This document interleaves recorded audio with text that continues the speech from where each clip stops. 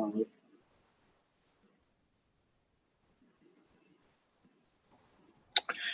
afternoon, everyone. Sorry, we're a little bit delayed. A few technical issues, but however, may I welcome members and the viewing public to this second ordinary meeting of the full council to be conducted remotely. Please may I have your attention whilst I make a few announcements about how this meeting will be conducted. This meeting is a public meeting held in accordance with new regulations which permit local authority meetings to be held by remote means. The meeting is being conducted via Zoom as the virtual platform and will be live streamed for the public to view via the council's Public Eye webcasting site. This will mean that the recording will also be available for people to view later through the council's website. Sheffield Live TV also plan to record and rebroadcast this meeting. To help make the meeting run as smoothly as possible, it is important that all participants in the virtual meeting room have their microphones on mute for the duration of the meeting. Please only unmute when I invite you to speak. This will help reduce the scope for noise interference. May I also suggest that all mobile phones and similar devices are switched to silent in order to remove the potential for disturbance when speaking at the meeting. Thank you in advance for your cooperation in this. May I remind members of the guidance provided to them yesterday by the clerk, Paul Robinson, that if you wish to speak at the meeting, you should use the Zoom chat facility to request to speak. You will need to indicate which item number you wish to speak on, and it is important that the message is sent to all panelists and not directly to myself. Paul will be monitoring the chat on my behalf, and messages sent directly to me run the risk of being overlooked. Please do not use the chat facility for any other purpose. Again, thank you in advance for your cooperation. Regulations on remote meetings require that members are able to hear and be heard by, and where practicable, are able to see or be seen by other members and by members of the public. In the spirit of this, please can I ask that members keep their cameras on for the duration of this meeting. Members of the viewing public may see members of the council looking away from their screens at times. This is because they will need to look at an additional screen or device containing their agenda papers. Please can I remind members that in addition to the published agenda for the meeting, an email was sent to you on Friday by Paul Robinson attaching a written report which is to be considered at the meeting under item 8. This report has been published on the website yesterday. Paul sent an email to you attaching a document containing a couple of proposed amendments to be considered under that item. You will also have received an email shortly before this meeting from Craig Rogerson attaching the members' questions and answers document. Finally, this meeting is scheduled to finish at 5:30.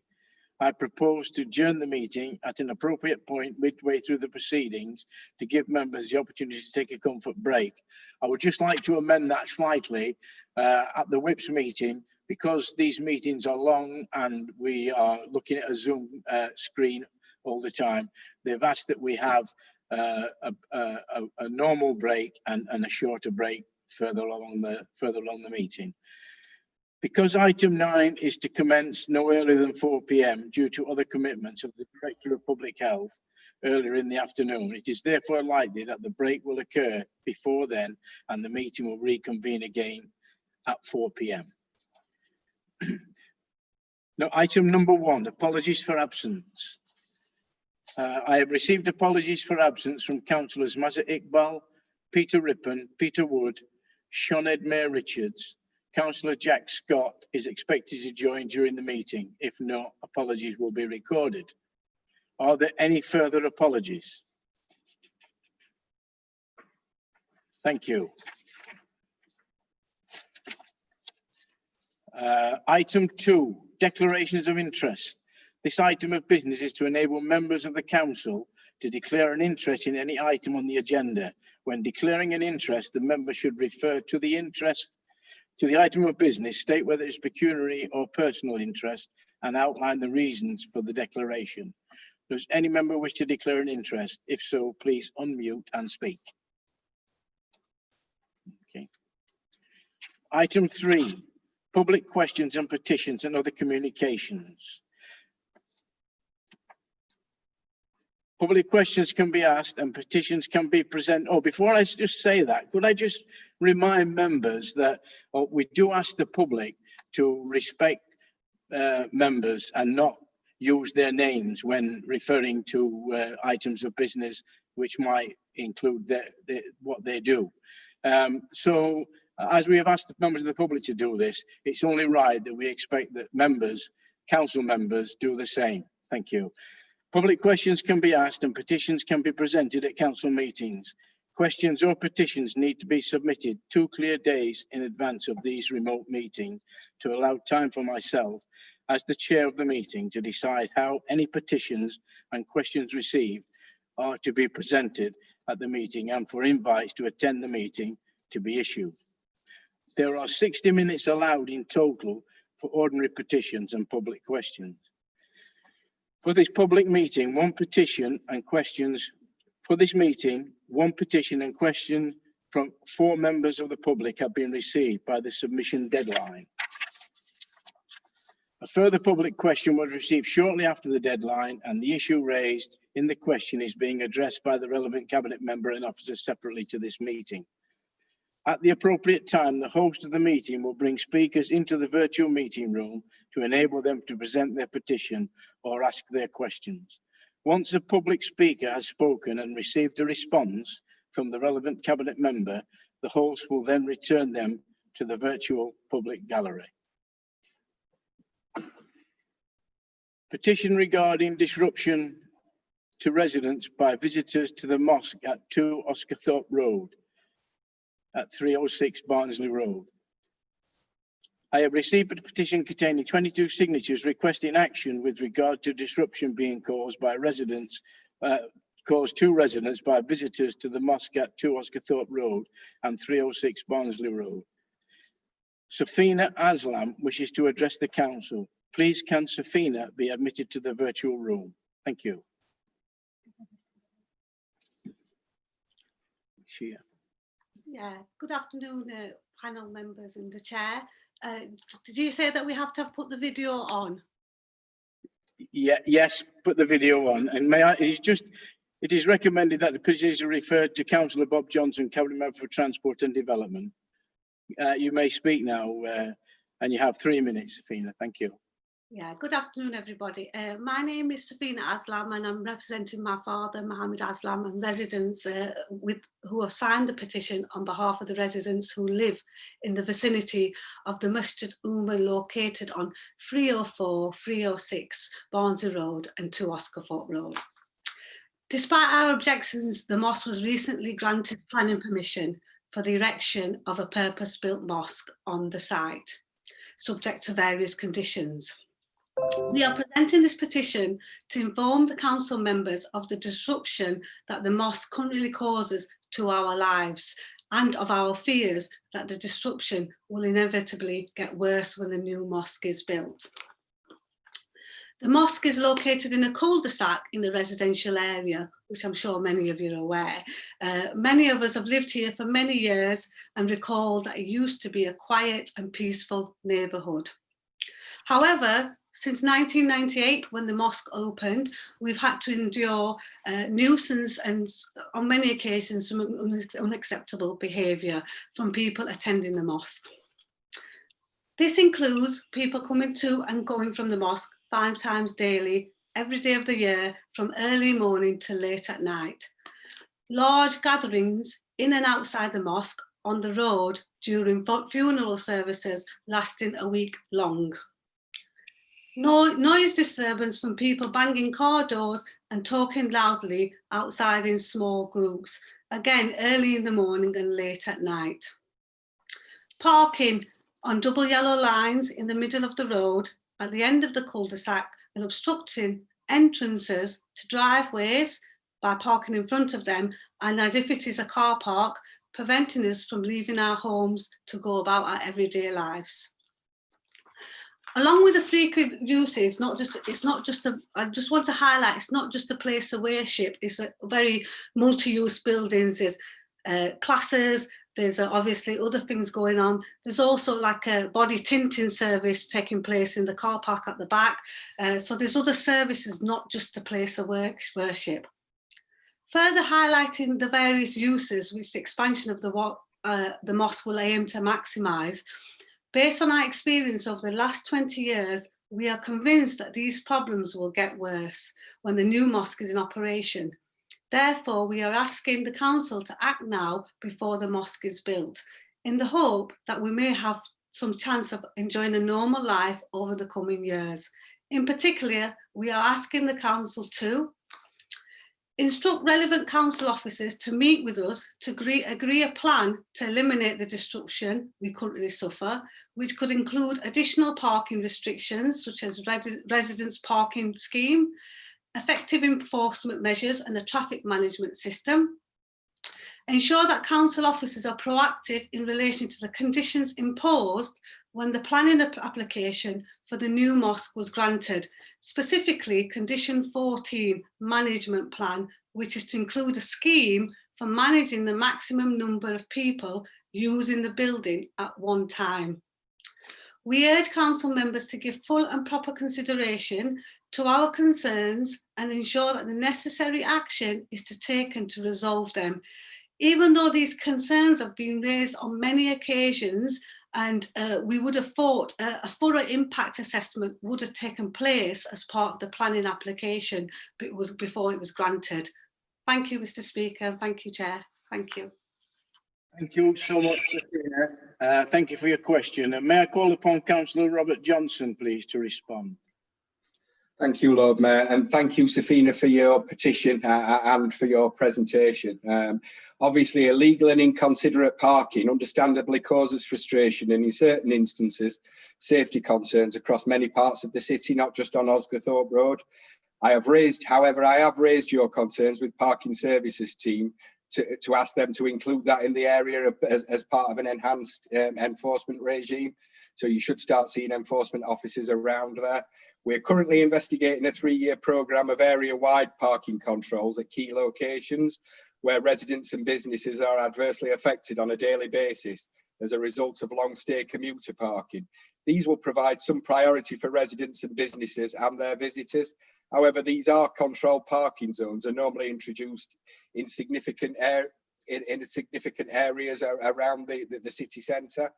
Our committed 3-year programme therefore concentrates on these areas adjacent to the city centre, behind the station at Park Hill and Kelham Island and Neaps End, where the greatest pressures are found. However, our transport team will also review current parking practices close to Osgathorpe Road and consider whether there are any additional restrictions that we can put in place to try and alleviate those problems, Safina.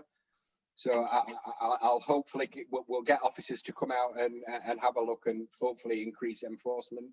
I know it's a problem citywide, and if you suffer in particular, then our enforcement officers should be going out and dealing with that, which they've given an undertaking to do. So thank you for your petition, Safina. Thank you. Could we now return Safina to the public gallery? Thank you. Okay, done now. Please, It took me out. please can Curtis Crossland be admitted to the virtual meeting room?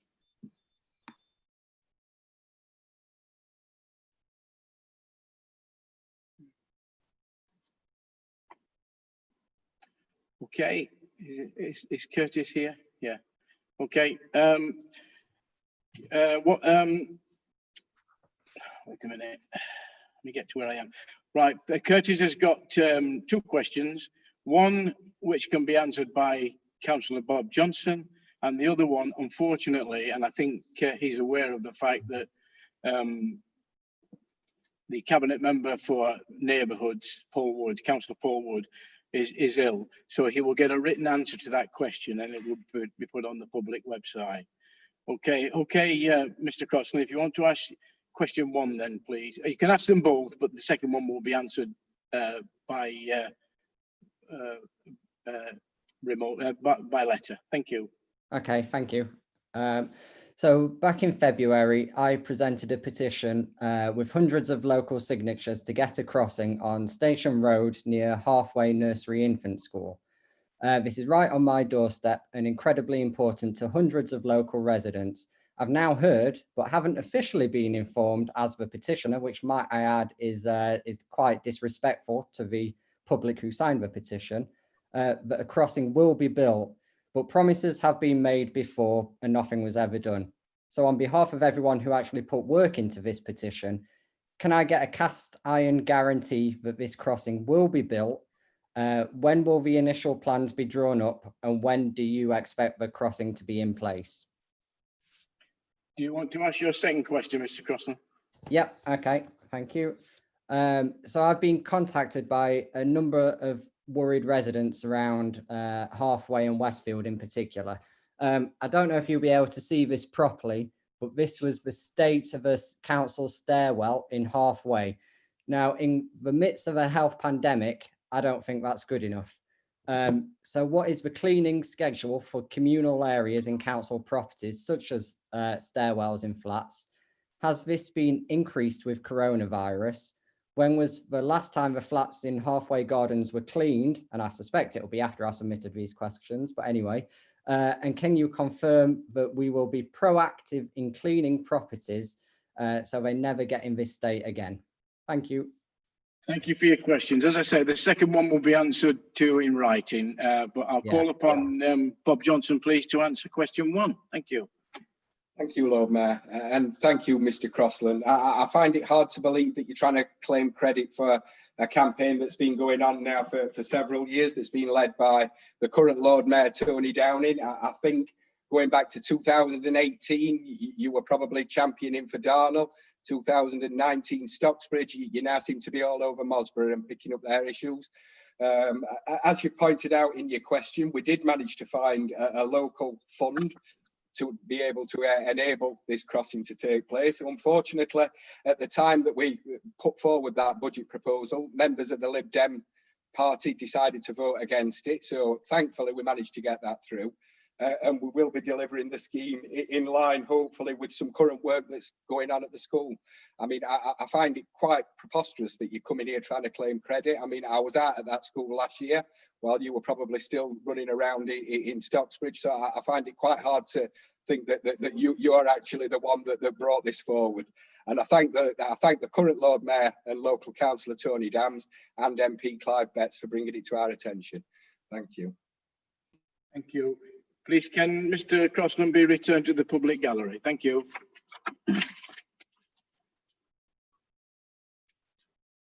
Please, can Sophie Thornton be admitted to the virtual meeting room? Sophie Thornton.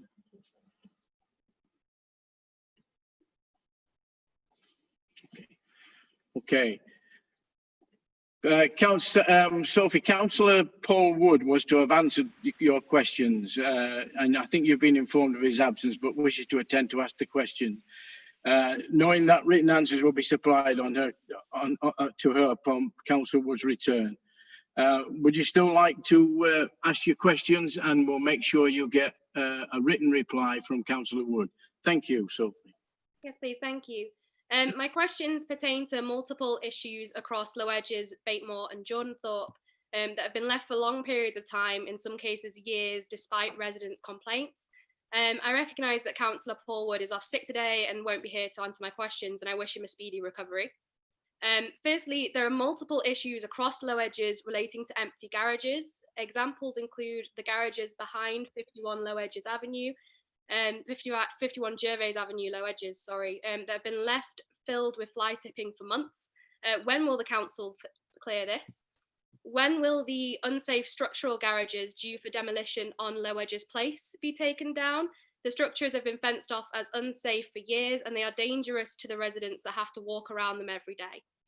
Secondly, what is the schedule for when a council property window is broken? How long does it take from boarding up the window to fixing it? Across Low Edges, Batemore and Jordanthorpe, there are many windows that are waiting to be fixed months after being reported. Will the council address these properties who have had their windows boarded up? cutting off their natural light and thereby impacting their mental health, sometimes for over 6 months across the area as a matter of priority? And finally, what is the average time for the council's housing repairs service to resolve fire safety repairs? How many of these have not been resolved within 30 days? Thank you. Thank you very much, Sophie, for your question. I shall ensure that the written answer to your question is supplied to you upon Councillor Wood's return. And those answers will also be published on the website. Okay, please can Sophie be returned to the public gallery. Please can Nigel Slack be admitted to the virtual meeting room. Okay, good afternoon, Mr. Slack. I think you have two questions. Would you like to ask them both and then we'll get the response to you? We'll get the cabinet member to respond. Thank you. Thank you, Lord Mayor. Yes, I will. Question one. Recent work by several US universities and Indian states has, in the largest study of its kind, looking at nearly 600,000 people, including 85,000 infected people, shown that the idea of super spreaders of COVID-19 is clearly evidenced, and that the people most likely to be super spreaders are children and young adults. Our government, this city, and both universities have failed the city's residents by following economic-based government guidelines, despite warnings from educators that the return to school and university was not safe. It is also clear that the measures put in place prior to students returning have been insufficient. The number of outbreaks in schools and universities continue to rise and have threatened and have dramatically impacted on the rate of infection in the city and on its more vulnerable population. Our local rate appears to be in excess of 280 per 100,000, or 320, according to the BBC, where we should by rights be entering a local lockdown, and deaths are now rising again. It may, of course, be higher if we find some more hidden or misplaced figures and positive results. Over 1,000 cases at the two universities is an appalling failure of care, and yet will probably be written off as nobody's fault. Bojo has attempted to blame the public for this second wave, but universities desperate for their fees and accommodation providers desperate for their profits have been complicit in this situation. And the media and others have created a cadre of young people schooled over the last 6 months to believe they are invulnerable to this pandemic. We hear about the damage being done to youngsters' mental health by the lockdown. But how much more will they be damaged if they believe they are responsible for the death of a family member? Will this council demand an apology from the universities for putting money before student safety? Will this council demand accommodation providers ensure student safety is prioritised and support for those in lockdown delivered at their own cost? Will this council reconsider the advice received from government about the safety of continued school attendance in light of the latest scientific evidence, and move quickly to mitigate the impact on pupils, teachers, and the wider community? And one last one from a report that came out today: how will council respond to the latest report from the US Centre for Disease Control that the virus appears to be transmissible through aerosol spread in the air? And question two, the impact of COVID-19 on the economy is continuing to add to the woes of the virus itself. The latest announcement of the closing of 127 cinemas around the country is worrying, as it suggests the footfall for retailers and cultural venues is very significantly below previous levels. It is also to be noted that many corporate businesses are using this pandemic as an excuse to restructure their businesses and to shed employees or locations. This may become even more prevalent when the furlough scheme ends. Neoliberal economics demands that this is the right thing to do. It is not, however, the moral thing to do in the midst of an international crisis, and this before we see the real impact of Brexit in 2021. Will council therefore review its economic plan for the city to dial back the chase for big corporate names that may come to Sheffield if we offer enough incentives, but will drop us like a hot potato when the going gets tough? Thank you, Lord Mayor. Thank you, Mr. Slyke. Thank you for your questions. Your second question, obviously, I think you've been informed that Mazhar Iqbal is also not well, so he's not here today. So we will get your written answer from Mazhar to the second question. But I'm going to call upon Councillor Jackie Drayton, Cabinet Member for Children and Families and Lead Member for Public Health, to answer question 1, please. Thank you, Councillor Jackie Drayton.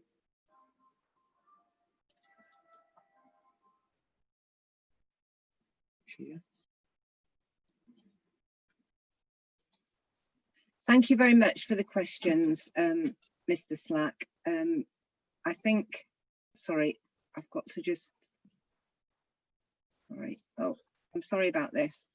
That's it. Thank you. So thank you very much for the questions, Mr. Slack. I think we're all very, very concerned about what's happening with the COVID-19 and the pandemic that we're going through. I think the points you've raised are really important. And I think if you can hang on into the report later on, you'll hear from our Director of Public Health. Obviously, decisions were made nationally about children going back to school and also our students going back to universities and our businesses being open. You'll know from the vision and the path we're following in Sheffield.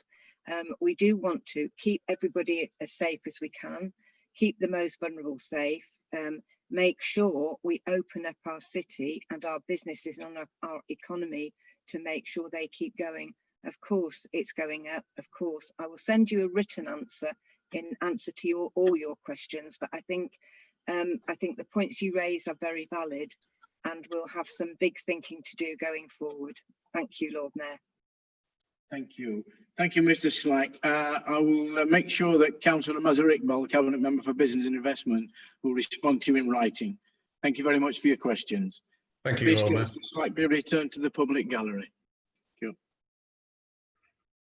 Please, can Graham Rowe be admitted to the virtual meeting room, please?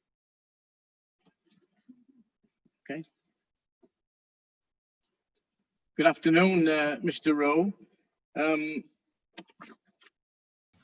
Can I ask you to deliver your question, please?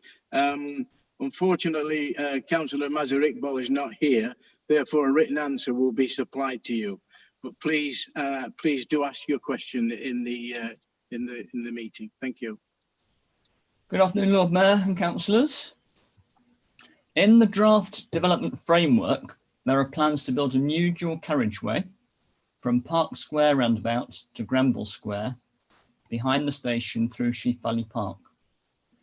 This will be extremely unpopular with the residents of Park Hill and Norfolk Park due to increased noise and air pollution, due to the decrease of different walking routes into town, the loss of green space, and the end of the useful life of the amphitheatre, which would now be so close to a noisy road, audiences wouldn't be able to hear the performers. A petition against this new road proposal was launched very recently and has already got 639 signatures. A council that was serious about the climate emergency would not be considering such a proposal. A new dual carriageway will encourage more drivers to drive. What we need to do is to improve the public transport system to encourage drivers to leave their cars at home. Swapping the tram and the road routes will do very little to improve public transport. So I'd like to ask 4 questions this afternoon, please. What alternative plans are being considered to this dual carriageway? Where can these plans be viewed? Thirdly, how can citizens influence this decision? And fourthly, I'm very pleased my local councillors are opposing this new road. Please can the full council give me a commitment today not to build a new dual carriageway? Thank you. Thank you. Thank you very much, Mr. Rowe, for your questions. I will make sure that Councillor Mazhar Iqbal gets you a written answer as soon as he returns. Please can Graham be returned to the public gallery. Item 4, members' questions. There are 30 minutes allowed for this item. It has been agreed by the whips that the duration of the item be extended from 30 minutes to 60 minutes. Is that motion formally moved? Councillor Hurst? Councillor Hurst? She's not there. Anyone? I'll move it if Councillor Hurst can't. Formally seconded, Lord Mayor. Chair. I do apologise, Chair. I couldn't find myself on the screen. Thank you, Martin, for the offer, but Diane's here now, yeah. Is that motion formally moved? Did you hear the motion? Formally moved, Lord Mayor. Is that motion formally seconded? Formally seconded, Lord Mayor. Thank you, Councillor Auckland. All agreed. I will take as the affirmation of the meeting. If any member wishes to dissent, please unmute and speak. Okay. 4.1, questions on urgent business. There are no questions on urgent business. Supplementary questions, written answers from Cabinet members to questions submitted by members in advance of the meeting have been emailed to all members and published on the website with the agendas for this meeting. This item of business is to provide an opportunity for members who have submitted questions to ask one supplementary question for each question asked. The supplementary questions will be answered by the relevant Cabinet members. Okay, just remember, please do that Councillor Iqbal and Councillor Wood are not here to answer your questions. So,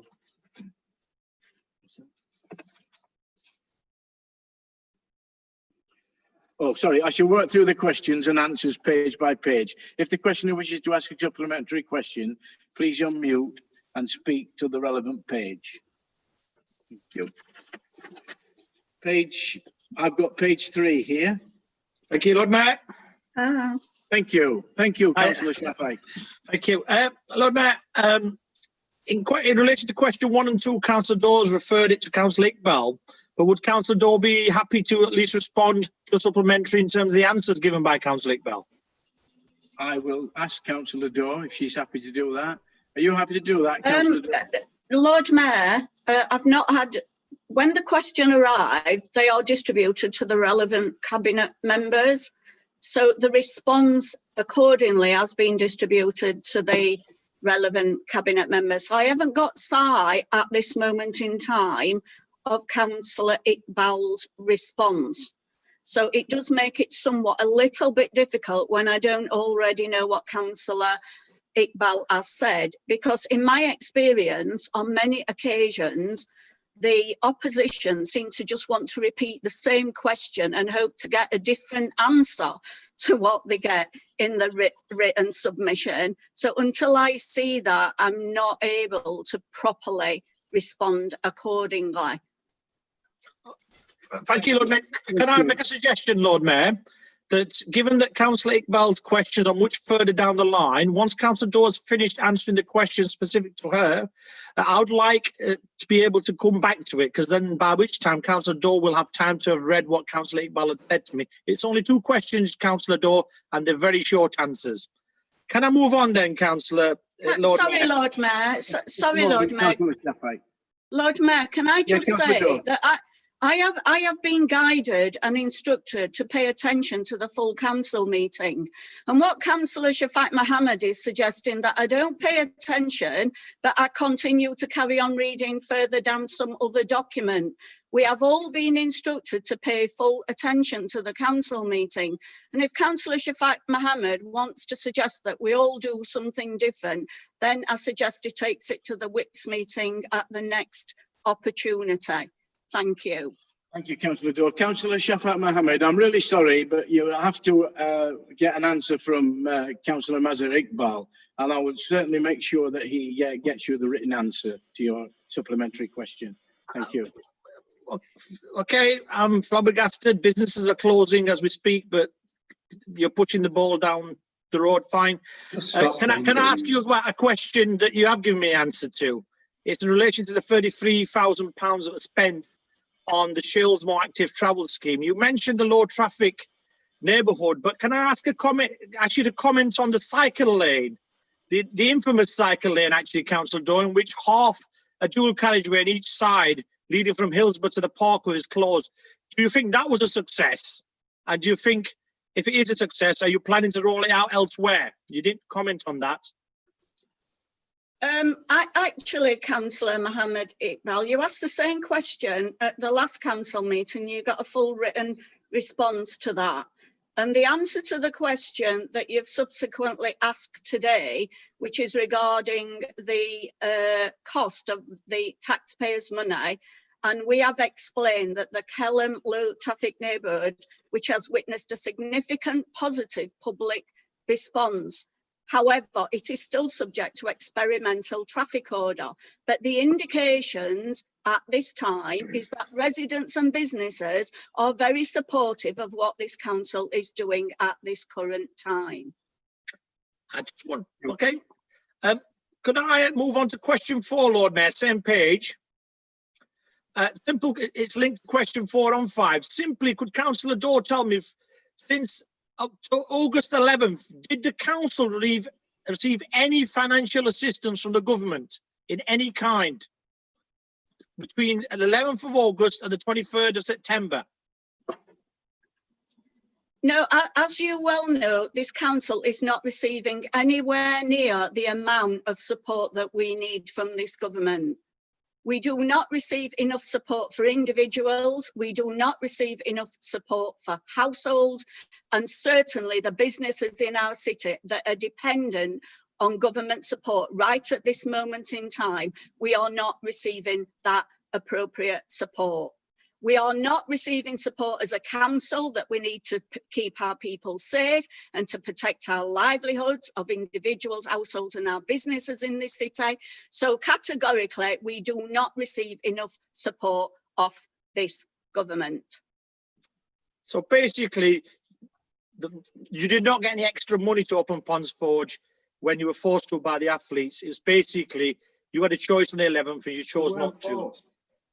The cabinet report makes it absolute. Sorry, Lord Mayor. The cabinet report makes it absolutely clear when it came to the full cabinet of the rationale behind that decision.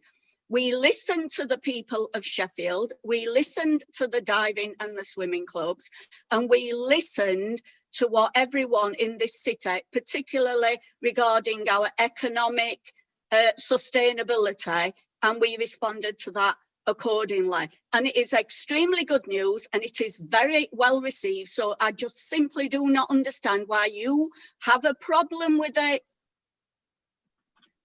Right, okay. Page 4. Page 5. Sorry, Lord Mayor, I'm on page 4.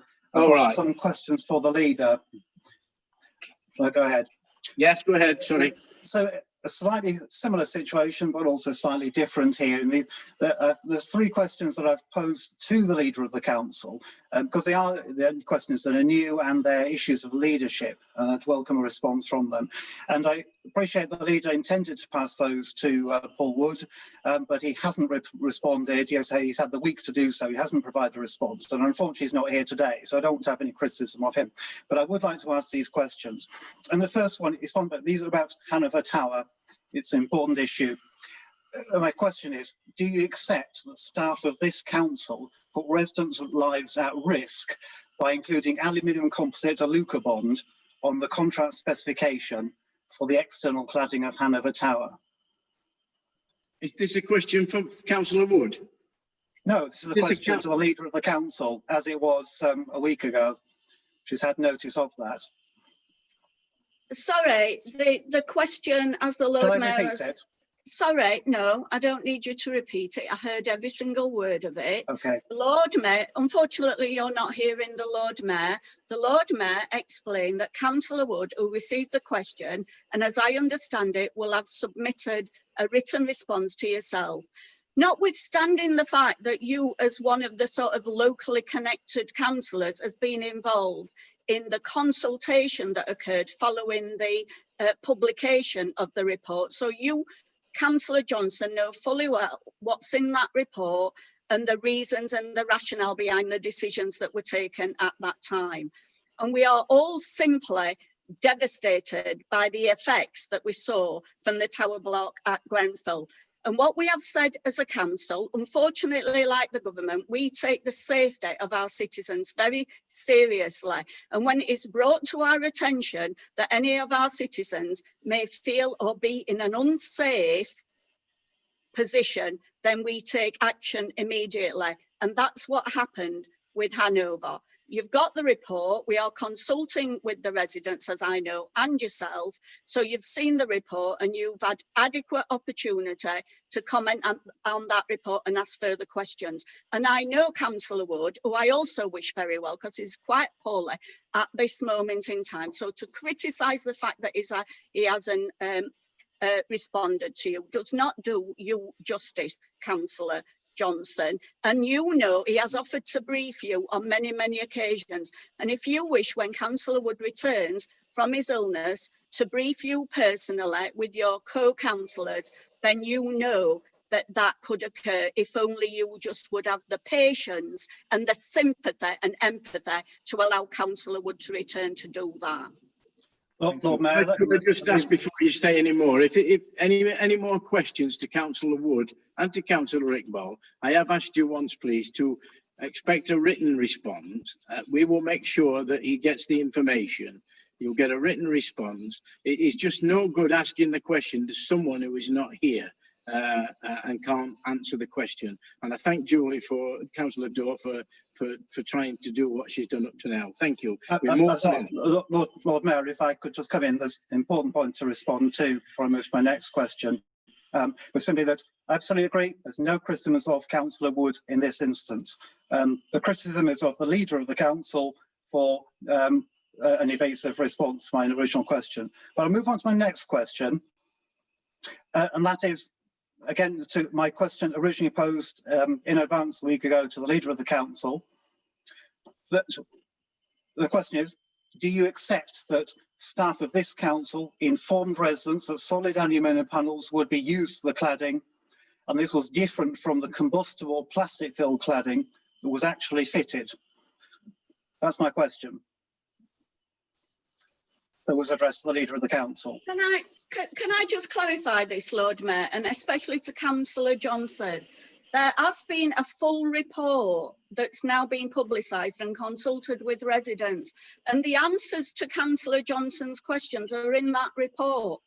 It talks all about the process, the timeline, and exactly what happened with the cladding of Hanover, and subsequently what this council did to respond and react to ensure that the residents of Hanover were kept safe in their homes. So I really can't understand why he's continuing to pursue this line of questioning when it's all quite clearly in the report. And Councillor Wood, who has more detailed information, has offered Councillor Johnson a further briefing. Yeah, thank you. Thank you, Lord Mayor. So my third question on that point is, in relation to ongoing issues here, my question is, the leader, is it your opinion that all staff have acted in this matter with a level of integrity expected of their position?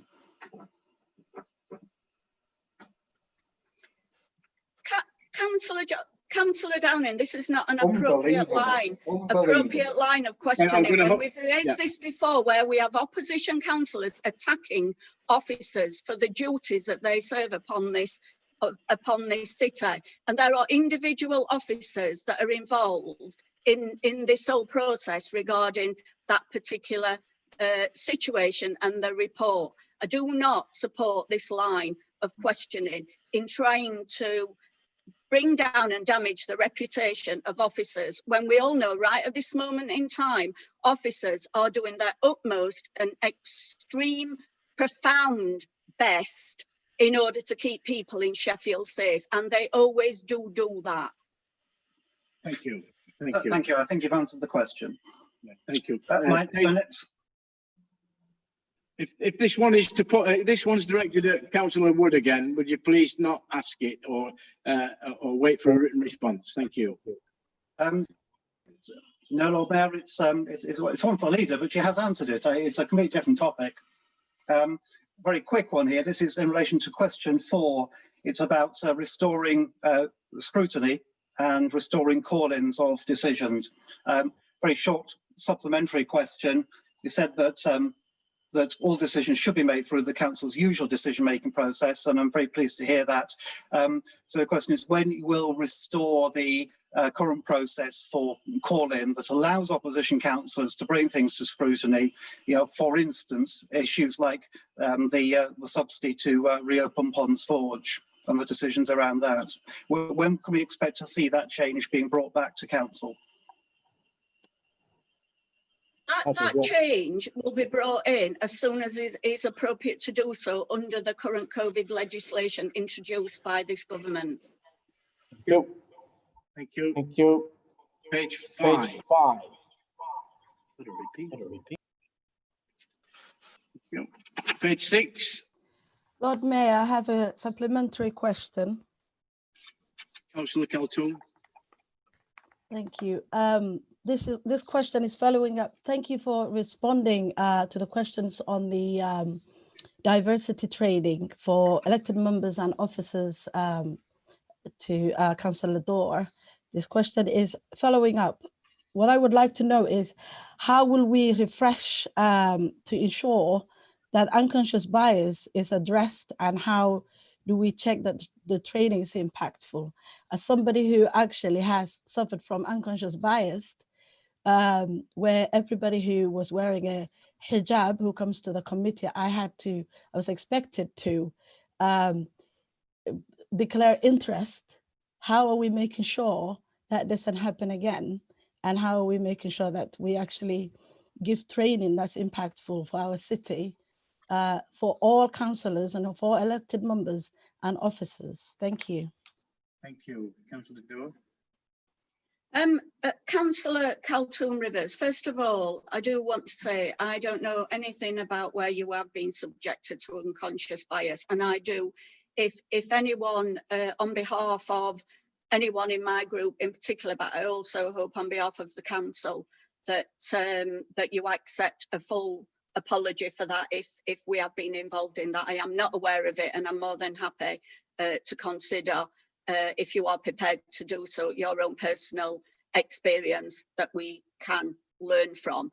As you can see from the question, the answer that I've given to the question, you can see that the council do undertake an awful lot of training for our members of staff and for members, if members access it.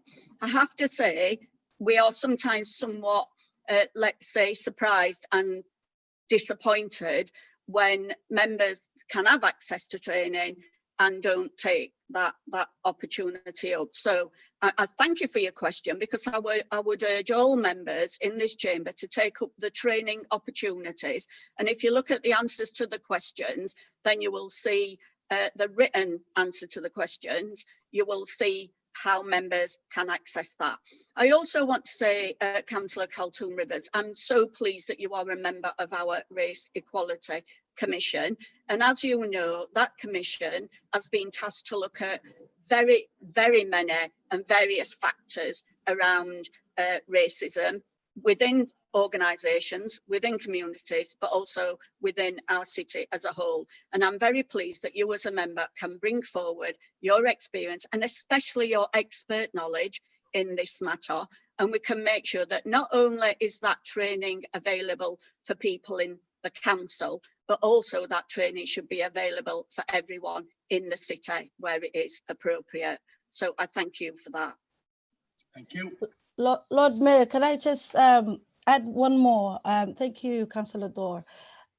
Can I contact you and of course, share my experience? Because the point I was making is that actually the issue was raised with the chair at the time, and that didn't obviously make it to the HR or to yourselves. So obviously, those kind of issues, when they arise to a chair, then they have to be moved on, which it hasn't. So I would be happy to share my experience, obviously confidentially, so we can actually try and see if we can shape the trainings that elected members obviously have to get and officers. Thank you. Lord Mayor, Councillor Rivers, I would absolutely welcome that. I think anything that you can bring with your own personal experience, but also I've said with your vast amount of knowledge and expertise that you have in this matter to bring for the council to benefit from that. Although, of course, your own personal experience is extremely confidential to you, but we can certainly learn from that and we can bring it in towards the wider training programmes and opportunities that this council should be offering all members. But as I say, it does need to extend far beyond the council. So I look forward to having that discussion so that we can learn from it and that we can make sure it's part of our future programme going forward. Thank you. Thank you, Councillor Dodd. Thank you. Page 9. Thank you, Lord Mayor. Sorry, you want page 9, yeah? Yeah, thank you, Lord Mayor. I understand my question is going to be picked up by Greg Fell in his presentation later on this afternoon. But my questions are very specific and need factual answers to them. But can I ask, if they're not actually picked up by Greg Fell specifically later on, that I do get a written response on this in writing, because they are of public interest and information. Thank you, Lord Mayor. Yes. Okay. Thank you. Thank you for that. Yeah, will do. Page 10. Lord Mayor, I have a supplementary question on page 10. Okay. Over to you then, Councillor Miskell. Thank you to Councillor Mohammed for her written answer to my question, which was about expressing concern about the 4.2 million children who live in poverty, whose situation we all know is getting worse due to COVID-19. The Cabinet member provides lots of detail about the hard work of officers and herself in supporting young people during the pandemic. Would she agree with me that this city needs to see urgent action from central government on this subject? And will she join with me in backing the National Education Union's No Child Left Behind campaign? Councillor Abdissam Mohammed. Thank you, Lord Mayor. Thank you, Councillor Miskell. I fully support the NEU's campaign. I think if the pandemic has shown us anything over the last 6 months, it's laid bare the level of poverty that young people have had to experience. And I think you know, we really do need to push the government to do more in terms of widening the numbers of children in primary school that are entitled to free school meals. So at the moment it's only up until year 2, and I think we need to push the government to ensure years 3s and 4s receive free school meals as well, and not just whilst children are in school, but during holidays as well. I think there's more that needs to be done for supporting children and families during the holidays. And, you know, whilst the government has given some small amounts of funding for holiday activities and some level of support for providing families with meals there, it doesn't go far enough. And I think we need to press the government to ensure that this is continuous and it's sustainable in the long term. There's many families that are on the breadline, and the current entitlement to free school meals are for families earning under approximately about 7,000 a year, which isn't enough in my view. And I think, you know, there are many families who are on very, very low incomes who are struggling, are on the breadline. And I think we really do need to press to ensure that the threshold is increased to ensure more families are entitled to free school meals. So I fully support the NEU's campaign. Thank you, Councillor Miskell. Thank you. Page 11, 12, page 13,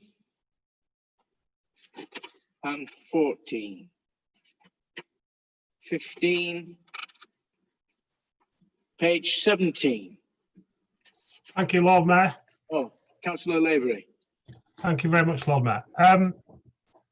I just wanted to start by paying tribute to Sheffield Futures and the work they've done for the last 20 years in terms of looking after the youth of our city under extremely challenging financial circumstances, and for their professionalism in the way they've dealt with this Jupiler transfer. I wanted to raise 1 or 2 things here.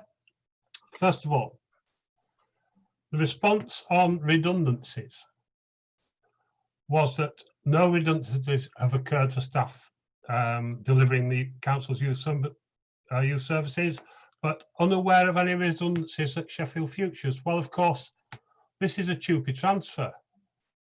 And under TUPE law, it is invalid for anybody to lose their job as a result of a transfer. Doesn't matter whether they're the transferee or a transferor.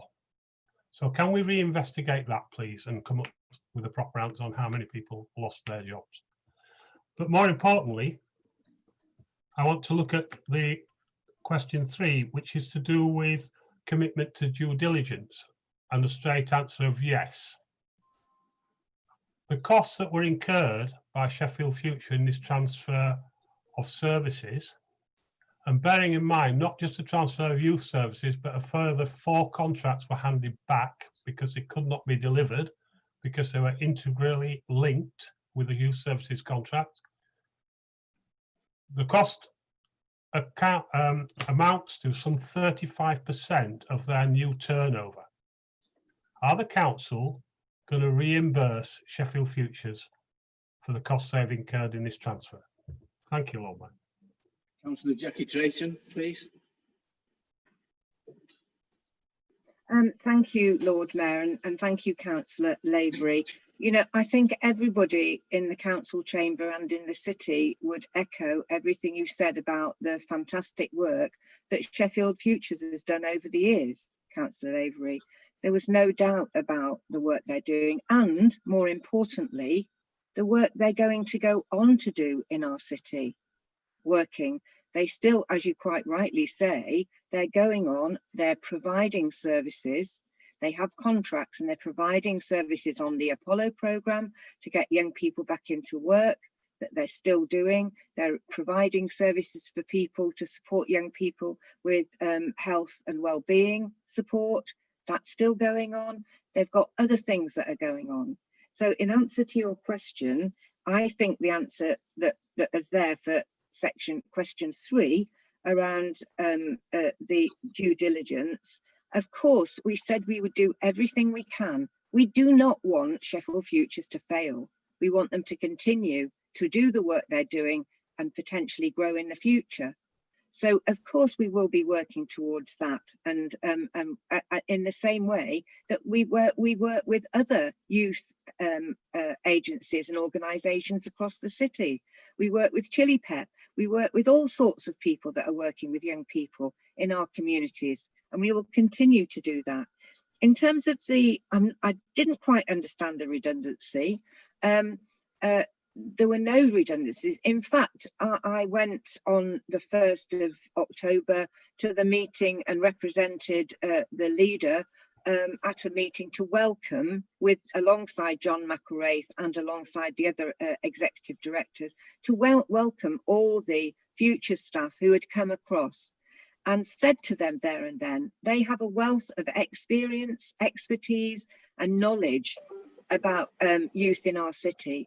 And I honestly think that bringing them into the council and us putting £2 million more into youth services for young people in our city, and the work we're going to do, bringing together all the other work that other departments are doing in the council, we will provide extra services for young people, a wraparound service.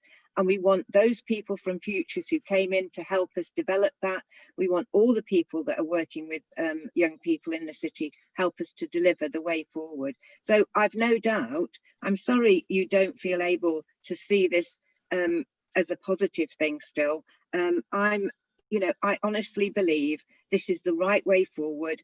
And of course, we will do everything we can to help and support Futures as it goes forward and grows, hopefully. So in the same we do everything else. I hope that answers your question, Councillor Lavery. Thank you. Thank you. Anything else on 17? 18? I've got a question on 18, Lord Mayor. Yes, go ahead then, please. Thank you. It's question number 3. I asked what costs have been committed as a result of this transfer. I was wondering, Councillor Drayton, if I could have a full breakdown of those costs, please. As it says in the answer, thank you, Councillor Teal. You can imagine, can't you? It was funny at the meeting before we started. It was a Zoom meeting. Before the meeting started, I could hear people talking to each other about, is their laptop working? Have they got this yet? And we're obviously, it's a massive agenda, isn't it? Bringing hundreds of people across and making sure they have the right equipment. At a time, it has to be said, of this pandemic that we're going through, and in fact what we heard at the corporate parenting board yesterday, there was a problem with our staff not having enough equipment to work remotely in the way that we had to that we have to now. So I will get a running cost, but I think the cost will be more in a bigger cost, if you see what I mean, and whether that we can answer it, that this attributed to this. But I will go back and ask for more information for you. But I do think it you know, hopefully we'll get everything sorted and we'll know exactly the cost of it all going forward. Is that okay? Yeah, I would expect there to be a breakdown somewhere along the way. Yeah, there will be. I understand that I'll have to wait for it. Thank you. Thank you very much. Thank you, Lord Mayor. Thank you. Anything else on 18? Page 19. Lord Mayor. Yes. Question 1, Lord Mayor, to Councillor Fox. Thank you for your answer, Councillor Fox, to question 1. Would it be possible, Councillor Fox, for you to at least give us an approximate number, if not now, in writing, of how much is the actual amount for the 28,000 people that are struggling to pay their council tax at the moment since the beginning of this financial year? I know you say that the number is up to end of September, and you've said 28,159. What is that in financial terms, Councillor Fox? Well, you're able to estimate now or provide the answer later. Councillor Fox. Thanks, Lord Mayor, and thanks, Councillor Sheffield. I'll get you a breakdown. I'm not going to do a fag packet equation over here right now, but I will get you the results to that. But needless to say that very shortly we'll be having the medium-term analysis come to Cabinet as well, and that will show some of the major pressures we'll be facing and our way, some of the ways forward of dealing with some of these pressures that are coming. Thanks, Councillor Sheffield. Thank you. Anything else on 19? Yes, Lord Mayor. Councillor Fox, it's question 2. I suspect you may give me the same answer, but I just want to confirm that almost £65 million worth of outstanding council tax predates COVID, to be honest with you, as the numbers you provided are 31st of March. So my question to you would be, what's the plan to recover this? This is a huge amount of money, Councillor Fox. Councillor Fox. Thanks very much, Lord Mayor. Thanks, Councillor Shafak. It's eye-watering. It's not just a huge amount, it's absolutely eye-watering. And when we see the challenges that it's going to be facing this organisation going forward, there'll be a plan on council tax recovery coming forward, and I will share as soon as that's been agreed. Thank you, Lord Mayor. I'm glad to hear the answer about the previous council tax arrears. Can I just move on to question 4, Lord Mayor? And once again, thank you, Councillor Fox, for your very detailed and very straight answers to the questions. Councillor Fox, I'm particularly keen to look at this issue around former tenants arrears. It's almost £5 million. And again, similar question, what is the plan? Do we know how many of these are still in Sheffield and how many out of Sheffield? Because again, going forward with huge budget pressures and COVID and likely challenging budget setting next March, how are we going to get this £5 million off these people that have not paid their rent previously? Thanks, Lord Mayor. And in old money, these were some of them are moonlight flits, etc. We are working our way through to try and recover as much as what we possibly can, and that'll be in that plan that I spoke about earlier. Thank you, Councillor Fox, for your answers. Page 20. 21. Lord Mayor. Councillor Simon Clement Jones, yes. Thank you, and thank you, Councillor Fox, for your answers. On question 2, I wonder. I find it odd that Councillor Fox thinks that asking the questions that the people of Sheffield deserve to get is politicising an issue. I believe I'm just doing my job. What I would like to ask is, does he believe that it is politicising these issues to only allow Labour members to serve on the bodies such as Sheffield City Trust or any of the other bodies that we serve on? Does he think that the spirit of cooperation would have been better served had 9 years ago, when they took over, not they reserved all of these positions for themselves, and perhaps with the Sheffield City Trust not have benefited from a wider political representation? Thank you, Lord Mayor. Councillor Fox. Thanks, Lord Mayor, and thanks, Councillor Clement Jones. I'd just like to raise that later in the agenda we see representations which will be agreed by all councillors, and that you will see that some, not only Labour members, but they are members of the other opposition parties will be given seats, etc. So I think it's all there for to be seen. Thank you, Lord Mayor. Thank you. Thank you, Lord Mayor. On question 3, it's you say that the entire blame for this is, I think it must be austerity. The Liberal Democrats come in for some blame, and obviously now you are blaming coronavirus for this. To an outside observer, you know, you can, I think, make the case for coronavirus, but it was well known that the Sheffield City Trust was a basket case before this, and it was known in private, it was known in public. I know that behind the scenes, I and others were pushing for something to be done about this as a matter of urgency even before this. And so again, you know, what I would ask is why do you seem to over 10 years? This austerity problem was here, and obviously the Liberal Democrats have been around for a bit longer than that. So I'm just wondering why you can only find others to blame, and yet you seem to consider the administration has literally no blame in this. Councillor Fox. Thank you, Lord Mayor. I think we were answering previous questions here about politicisation. This is totally down to austerity. Let's not make any bones about it. For anybody that's been around for the last 10 years has seen these eye-watering cuts on local government. We have tried as an administration to work with subsidies, trying to get down to a zero subsidy, which was absolutely a way forward.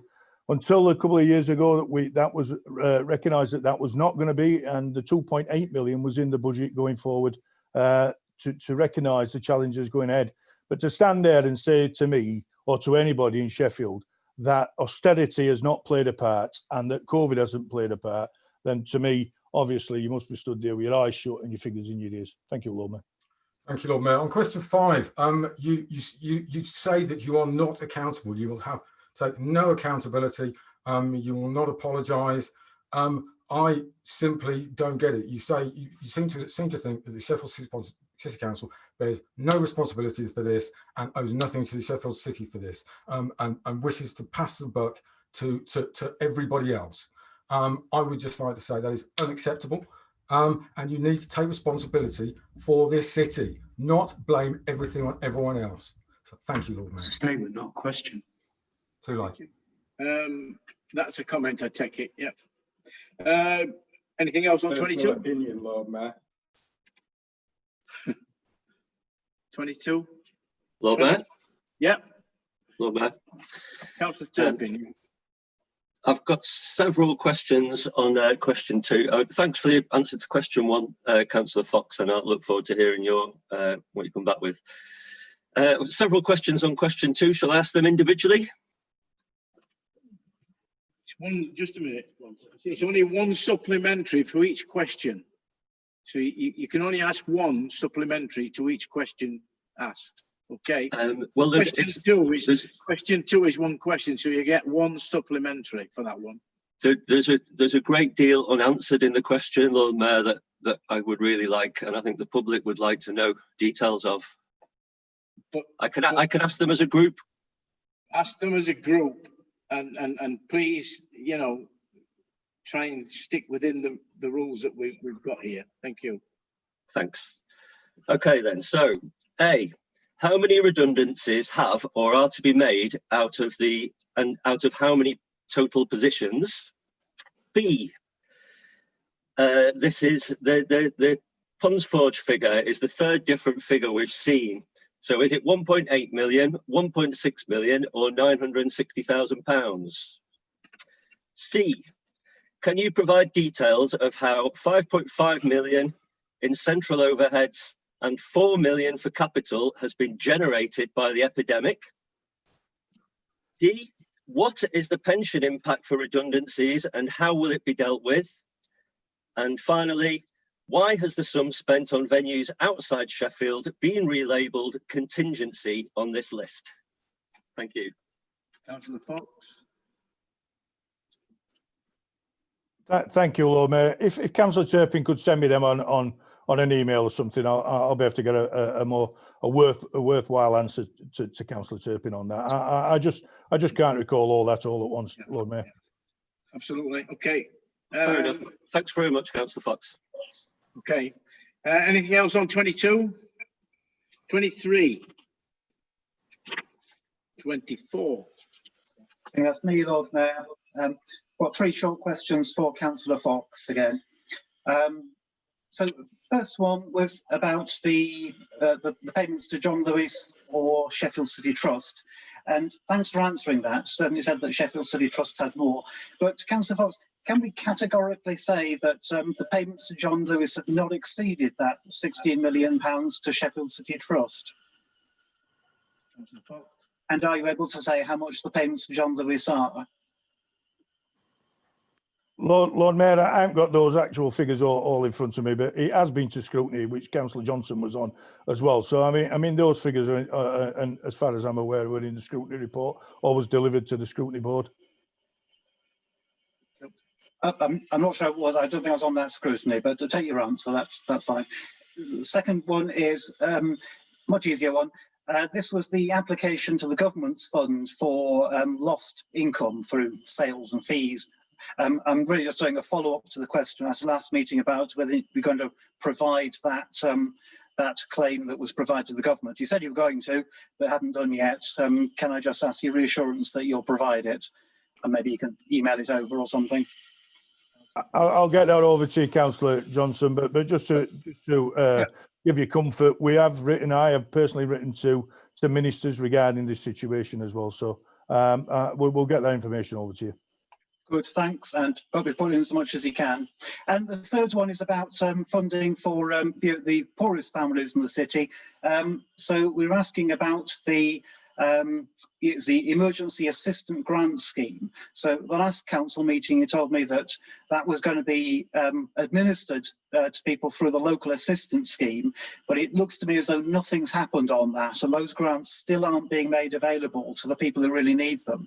And for people on very low incomes, this is important because they're actually getting the money now rather than a few weeks is a big difference.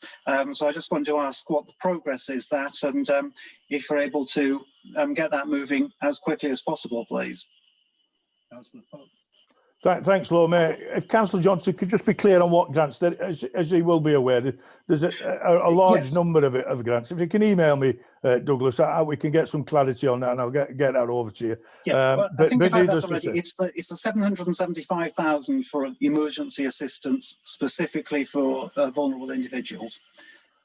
I understand that, and obviously we have our own hardship grants as well, and also we're working through the 500 scheme that's coming through for individuals who may be furloughed through lockdown, etc. So there's a number of schemes coming through. If you email me, Councillor Johnson, we'll get it sorted for you. Thank you. Will do. Thank you. Thank you, Councillor Ruth Mesereau. I think you have a question. Yes, I do. Thank you for Councillor Terry Fox, please. It's regarding the additional £1.6 million for Ponds Forge. Can you confirm that the £640,000 was a subsidy specifically for repairs and renewals? That's my first part of the question. The second part, can you clarify why these costs have arisen specifically from the pandemic, which I understand is what the additional grant has been for? Thank you. Thank you, Councillor Fox.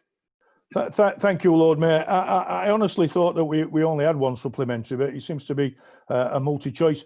All I can say is that all the information is contained totally in the cabinet report. If if members read the cabinet report and have any issues of trying to find some of the factual information, please email me and I'll get as much information over to individual members. Thank you, Lord Mayor. Thank you, Councillor Fox. And yes, Councillor Fox is absolutely right. And I did outline this at the beginning of these questions.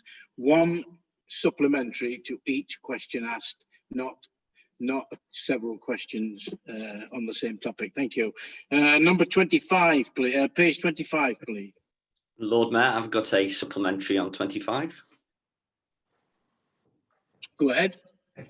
Thank you very much to the Deputy Leader for his reply on the issue of when my constituents should expect to see venues like Arbourthorne Tara open again, at least in a limited form, given the current restrictions. Would he agree with me that venues like these provide a really important role in communities, particularly for older residents? And would he also agree to keep local members updated as and when proposals go to the council's incident management group, so that we can make sure that important groups like Arbourthorne Tara are kept updated about plans for reopening and can make their own plans accordingly? Thank you, Councillor Fox. Thank you, Lord Mayor. Thank you, Councillor Miskill, and other local councillors who've been in touch regarding the community buildings and the reopening. And a big personal thank you to a number of members of public, TARAs and organisations who are requesting to get these open. I believe there's about 40 at the moment through demand. We're looking at the capacity to open these. And once that list has been agreed, we will get them rolled out. They are such a valuable resource to our communities, and obviously the sooner that we can get them open to get the social integration again that we all need and we all want within our communities. So it's a big thank you to certainly to Councillor Miskill as well, and who I know is leading very, very hard on the Arbourthorne stuff. Thank you, Lord Mayor. Thank you. Any more on 25? 26, 27, 28, 29, 30. Lord Mayor? Lord Mayor? Councillor Murphy, come in. Thank you, Lord Mayor. Can the Cabinet member please confirm and reassure the people of the Manor that the HS2 Midland Station Development Framework will not negatively impact on the Manor Castle area? Fears have already been raised locally that the wood could be cut off by a new bypass. Can the Cabinet member detail how the proposed plans for HS2 will affect the Manor area? Thanks, Lord Mayor. Thank you, Councillor Murphy. And can I just remind you, I don't know if you heard, but Councillor Mazhar Iqbal is like Councillor Wood, is unwell and not here today. So we'll get you a written answer to your question. Is that okay? Thank you. Thank you, Lord Mayor. Thank you. Anything else on 30, 31, 32, 33, missing 34, 35. Thank you, Lord Mayor. Councillor Timorgan, yes, come in. Thank you. On question 2, it says there's been engagement with local members. Does that mean engagement with local members of the Labour Party or local members? Because I'm not aware of it. Councillor Johnson. Sorry, which question are you referring to, Councillor Huggan? Question 2. On the question 2, when you said there's been consultation with local members, you talk about engagement law was undertaken. I'm not aware of it.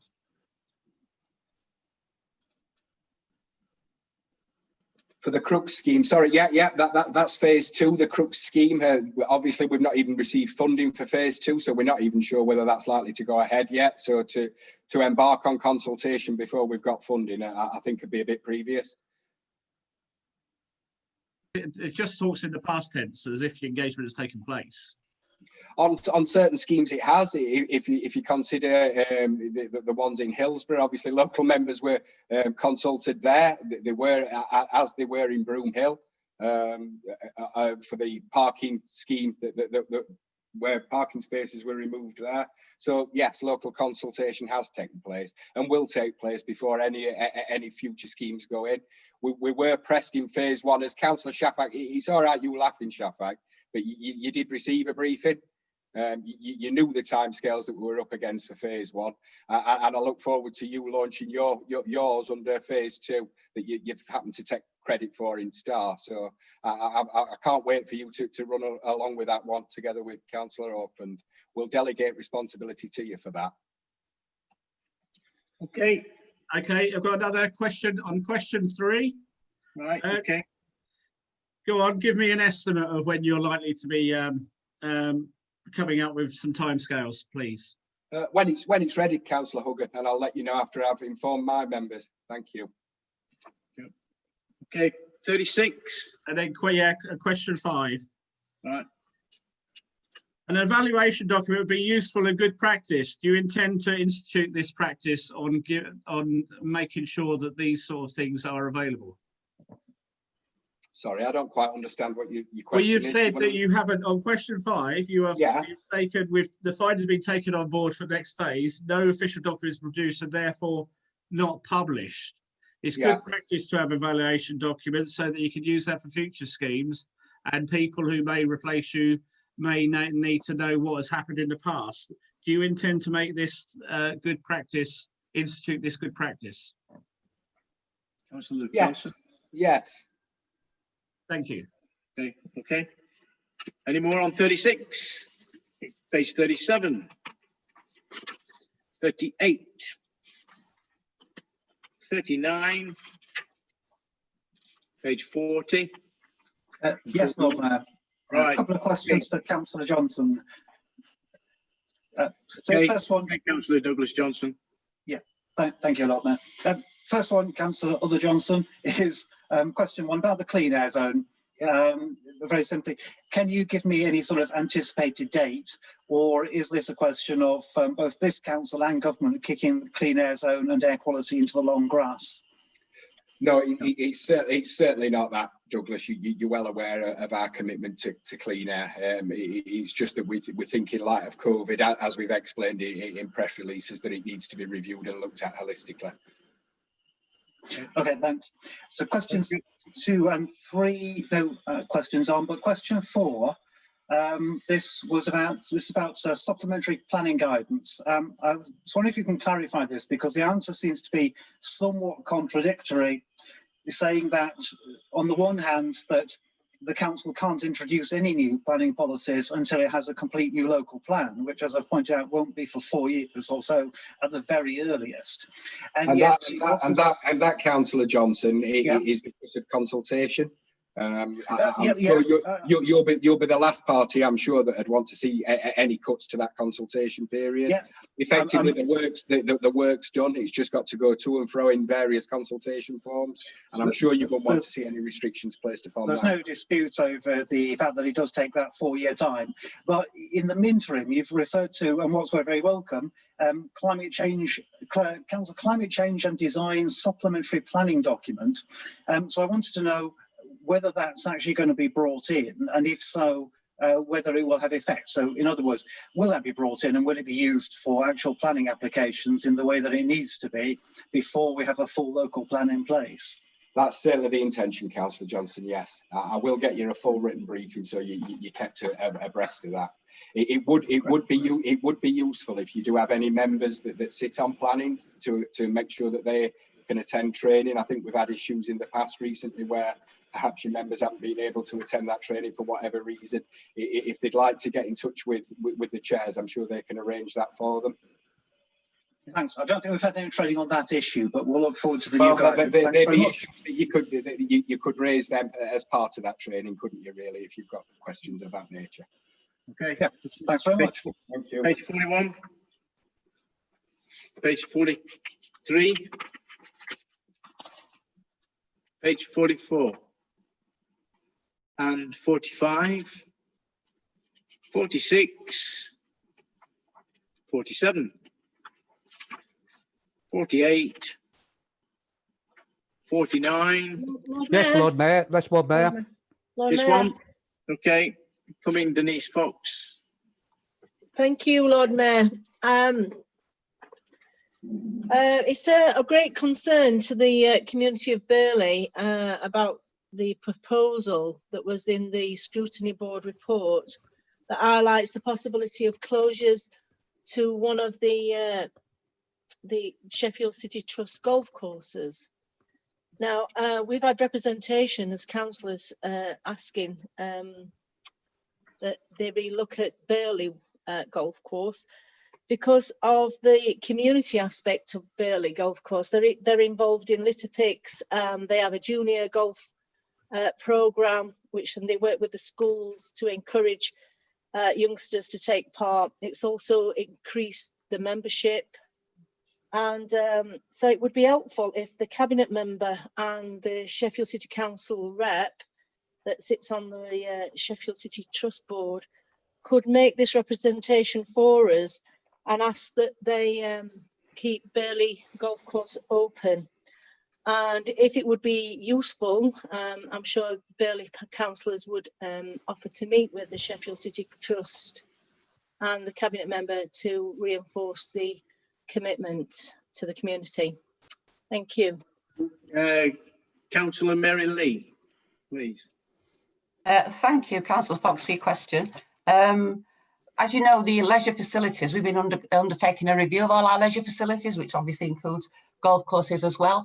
And when we come forward with any plans for those facilities, obviously that will be part of consultation, and certainly as part of a member of our group, you will have an absolute right to and an opportunity to discuss and raise any issues that you want to raise with me and with the trust, and with anybody else who needs to be informed of your feelings about Burley Golf Course. So I'm happy to have a discussion with you and the fellow councillors and Burley Ward at any time.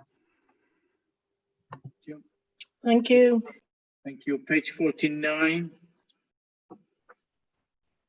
Thank you, Lord Mayor. Councillor Dunn. No, yeah. Sorry, it's actually. Wait a minute. I think I've got Councillor Harris trying to get in on this one. Yeah. Councillor Harris. Yeah, thank you to Councillor Lindis-Hammond for his reply to my questions regarding the rapid impact assessments due to coronavirus on different aspects across services. Can you give any indication, Councillor Lindis-Hammond, on any timetable or milestones as to when the information from those rapid impact assessments will be available to members? Councillor Lindis-Hammond. Thank you, Councillor Harris. Firstly, just really apologies that I wasn't here last month. I had pre-arranged holiday, and then when we changed the council meeting, that was the problem. So I'm sorry about that. I'm sorry about the confusion. But one of the slight delays here, and obviously this is just normal, is that some of the officers involved in this work, since it's been formally completed, have had some leave. So actually, I've got a meeting next week. I can't remember exactly which day, which we're going to go through exactly how it's going to happen. I'm happy to, if you're particularly interested in them, I'm happy to arrange a call with you something after I've had that meeting, and we can chat about how that's going to happen, because I want that to happen as soon as possible and get out the right way. There's so much information there, I would say, is that we need to make sure that, on all of us, we need to make sure that the right information gets to the right places. And there's a lot of really interesting stuff in there. And I think it's quite a task to really pick out what of that is going to be the most impactful for both protecting us now in the next phase to come, but also, as Boris likes to say, building back better in the city, because there are a lot of lessons there as well. But I absolutely want those messages out, and I'm sorry that we haven't got a little bit further along before now. Thank you for that response. Thank you. I much appreciate that. Thank you. Councillor Dunn. Thank you. Thank you, Councillor Lindis-Hammond. I mean, I'm really, really pleased by your thorough response. I'm talking to question 2 on here. And I'm also that the fact that we're working all the portfolios on helping support our local communities. Have you actually challenged government and written to government about the lack of funding? Because the groups that I attend are well aware that the council is strapped and that they are prioritising this, and they know that, but also they have asked me to ask if we have actually written to government. Thank you, Councillor Dunn, for that, and absolutely.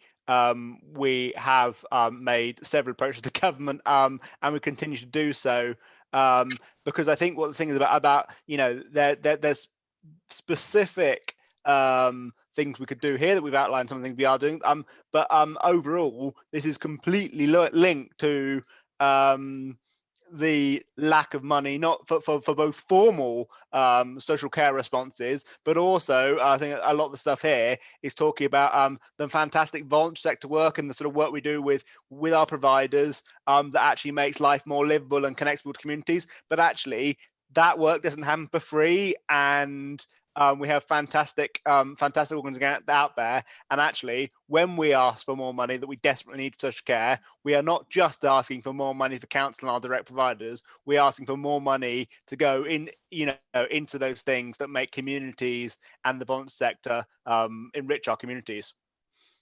Thank you. Thank you. Page 51. Okay. Thank you. That's the end of members' supplementary questions. We're now on to 4.3, questions on joint authorities. This item is to provide an opportunity for members to ask questions on the discharge of the functions of the South Yorkshire Joint Authorities for fire and rescue and pensions. Does any member wish to speak? Sorry, does any member wish to ask a question? If so, please unmute and speak. Okay. We're now going to go into the first of the two comfort breaks. This one will be for 10 minutes. But before we go, I would just like to remind people that we are live streaming here. So if you leave your microphone switched on, anybody can hear what you're saying. So please, before you go to your comfort break, which is now, until, shall we say, 10 to 5, no later, 10 to 4, should I say, and no later, 10 to 4. So if you'd all like to mute your microphones now. Oh, sorry, just a minute before we start. We're going to make it 1:45 because the clock I'm looking at is wrong. So we'll make that 1:45. So if you'd all like to mute your microphones now, and then we'll see you at 1:45. Thank you.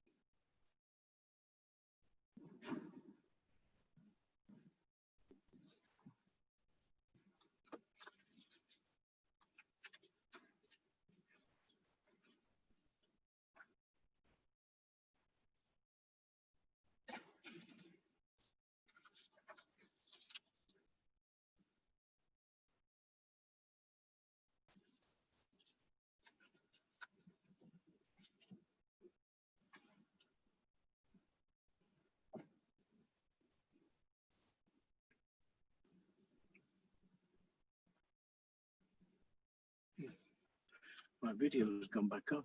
Why is that? Let's see, it's on there. We can hear you, Lord Mayor. Good.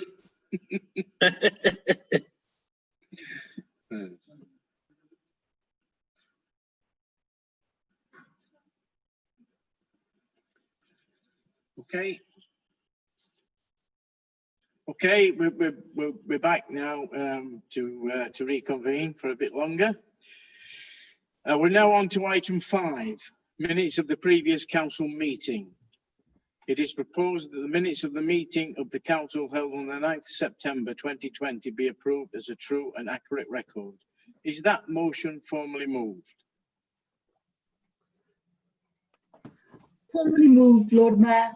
Thank you. Is that motion formally seconded? Formally seconded, Lord Mayor. Thank you. All agreed. I will take silence as the affirmation of the meeting. If any member wishes to dissent, please unmute and speak. That motion is carried. Right. Item 6, representation, delegated authorities and related issues. It is moved by Councillor Diane Hurst, seconded by Councillor Sue Auckland, that approval be given to the changes in the membership of committees, etc. The appointment of representatives to serve on external bodies and related issues as detailed in the schedule circulated by email to all members earlier this day. Councillor Hurst. Formally moved, Lord Mayor. Councillor Auckland. Formally second, Lord Mayor.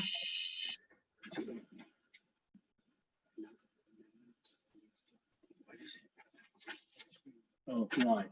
Okay, so now we have been presented with an amendment, which is item 6, and I think it's on your screens. Amendment to item 6 to be proposed by Councillor Ruth Mesereau and seconded by Councillor Peter Garber. That recommendation C be replaced with that some positions on the new board of the Sheffield City Region Mayoral Combined Authority be made available for opposition members so as to reflect the makeup of the council. Also, that a further report from officers on the correct requirement for political balance be provided at the next meeting. Do I have a mover? Oh, yes. Yes. Yeah, and so are you prepared to move that, Councillor Ruth Mesereau? Yes, formally moved. And seconded by Councillor Peter Albert, yes? Carbert, yes? Formally seconded, Lord Mayor. Thank you. Does any member wish to speak? How do I do this? Lord Mayor. Who is it? Oh, I can't see Julie, Julie Doe. Oh, Julie, I can't see you, Julie. Not on screen. Sorry. Julie Doe. Yeah, sorry about that. Sorry, Julie. Yeah, go ahead, Julie. I'm just getting used to seeing everyone's faces, and then all of a sudden this slide pops up. So I'm trying to find my way around it. I just want to say that the rules surrounding Sheffield City Region Mayoral Combined Authority are set in statute, and the way that it's composed is within that statute, and the leaders of the local authorities that are full constituent members are the representatives on the Sheffield City Region. However, on the board, if the leaders wish to delegate another cabinet member to represent the administration of the council, then they are a replacement for the leader on those boards. So it's not possible for them to be made available for opposition members. However, there is an overview and scrutiny board that I am fully aware that oppositional members are members of. So we will be obviously voting against this because it's not possible today to approve it. Councillor Douglas Johnson. Yes, very briefly, in opposition to that, I think what has become clear is that we're not clear about this. I think what Councillor Dorr said means that really we need to have proper advice, and we haven't had that advice yet from officers who will be able to advise on the constitutional issues here, both in regard to our own constitution of this council and that of the Sheffield City region. So we think it should be brought back properly for next month's meeting. Thank you. Thank you, Lord Mayor. Okay. Does anyone else want to say anything? No, I think. Can I quickly add to that, Yeah. Lord? Councillor Phipps. I did look through the constitution on Sheffield City region just earlier today, and it talks about the membership of the board, and it doesn't say that members from opposition groups can't be a member of the board. It says that there is a leader from an MCA constituent local authority and a nominated representative for each of the remaining 3 constituent local authorities. So it's up to us to choose from the sounds of that. So yeah, I agree with Douglas, and obviously with the motion that there's some clarity lacking around who actually can be on the board. So it'd be useful to postpone this. So what I'm getting from all this is that that there has to be more dialogue, and there has to be more clarity on this before we can actually move it to a vote. So, excuse me. So sorry.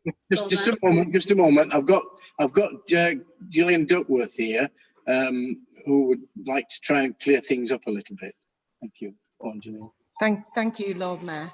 I did have a look at this before the meeting because it was raised as an issue, and Councillor Phipps is correct in his interpretation of what the rules say. However, I spoke to the monitoring officer at the city region, who has confirmed that all of the local authorities are asked to provide the portfolio holders for the boards, so that it is the decision makers and the policy makers who are sat there and are able to take the decisions. So Councillor Phipps is correct in that there is, strictly speaking, the ability for the council to appoint from the council generally. However, the city region have made it very clear that they expect us to put our decision makers and policy makers forward. So does that mean? So does that mean that that the policy makers or the cabinet have to decide? Sorry, so the nominations. Nominations put forward by the administration are the portfolio holders for those specific areas. Right. Okay. So I would suggest at this moment in time that we park this one for the time being. Sorry, Lord Mayor. Councillor Doe, come in. It has to be voted on now.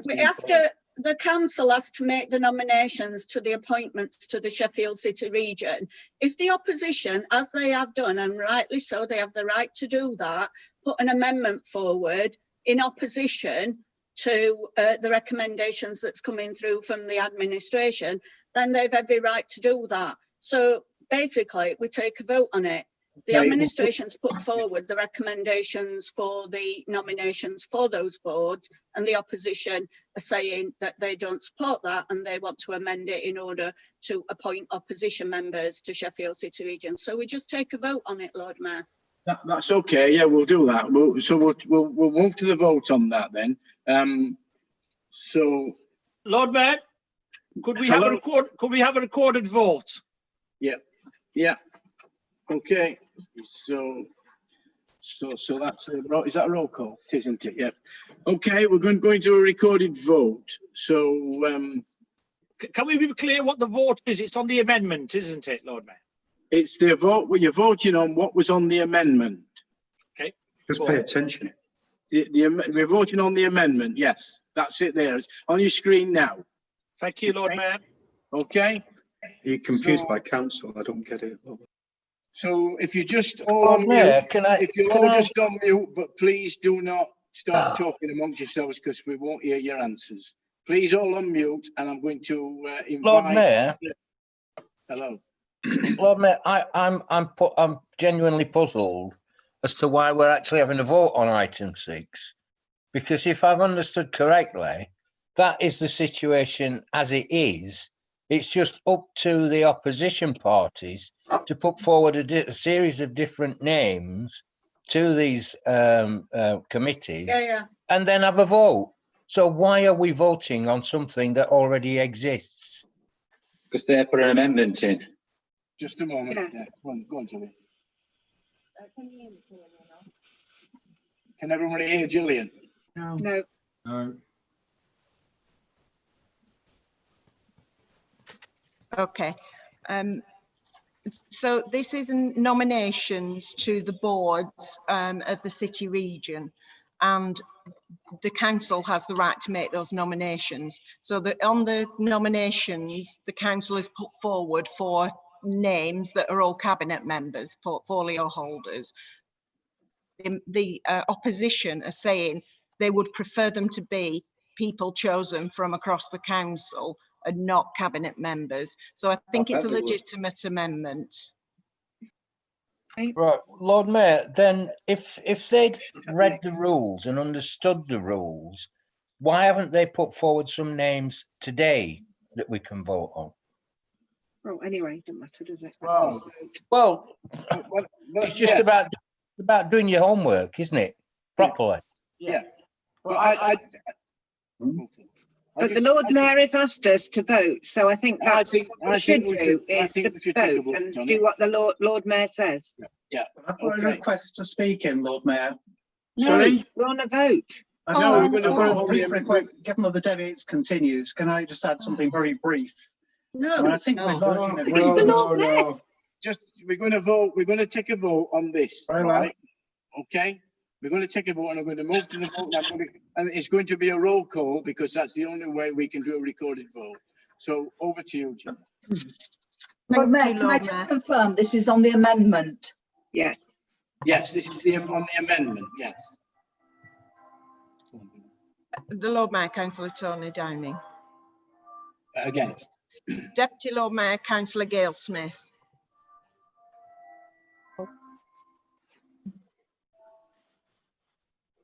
Simon Clement Jones. For. Bob Pullin.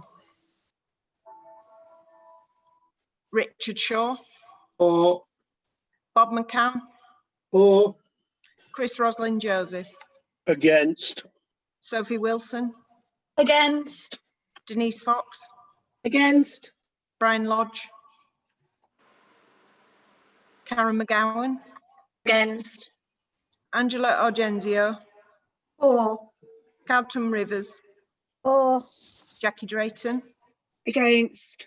Talib Hussain. Mark Jones. Against.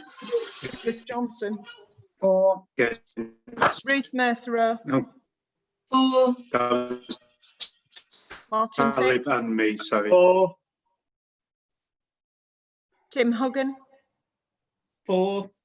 Mohammed Maroof. For. Anne Murphy. Against. Mazza Iqbal. Mary Lee. Against. Zahira Naz. Against. Joe Otten. For. Colin Ross. For. Martin Smith. For. Andy Bainbridge. Against. Vic Bowden. For. Moya O'Rourke. Roger Davison. For. Barbara Masters. For. Shafak Mohammed. For. Abdul Qayyum. Against. Alan Law. Against. Abtizam Mohammed. Against. Sue Alston. For. Andrew Sangar. For.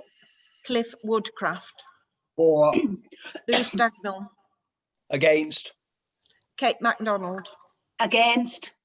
Paul Turpin. For. Ian Auckland. For. Sue Auckland. For. Steve Aris. For. Bob Johnson. Against. George Linders Hammond. Against. Josie Pazchek. Against. Terry Fox. Against. Sean Edmire Richards. Kevin Oxley. For. Peter Garbutt, For. Jim Steinke, Alison Teal, Julie Daw, Against. Ben Miskell, Against. Jack Scott, Mike Drabble, Against.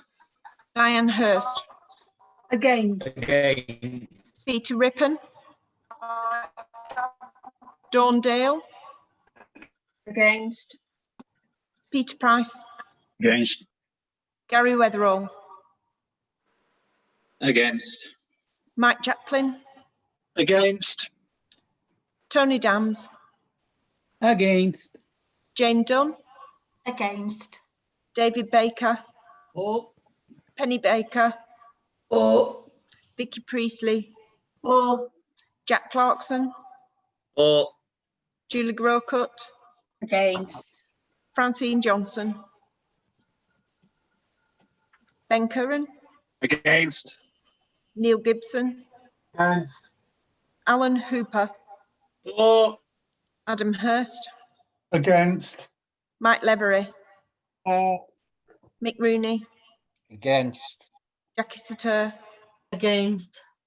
and Paul Wood.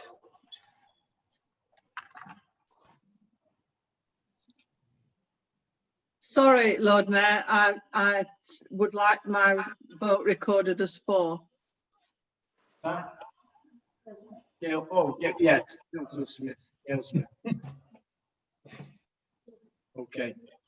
And also, Lord Mayor, I don't know whether Mark Jones was heard because Talib and him both spoke at the same time, I think. Yeah.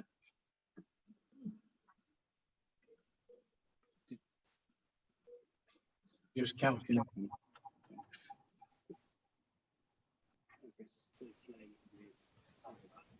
Yeah. Also, Lord Mayor, I'm not sure whether Councillor Pulling's vote was recorded because someone else spoke at the same time. Councillor Pulling. Didn't hear anything. They say they didn't hear anything.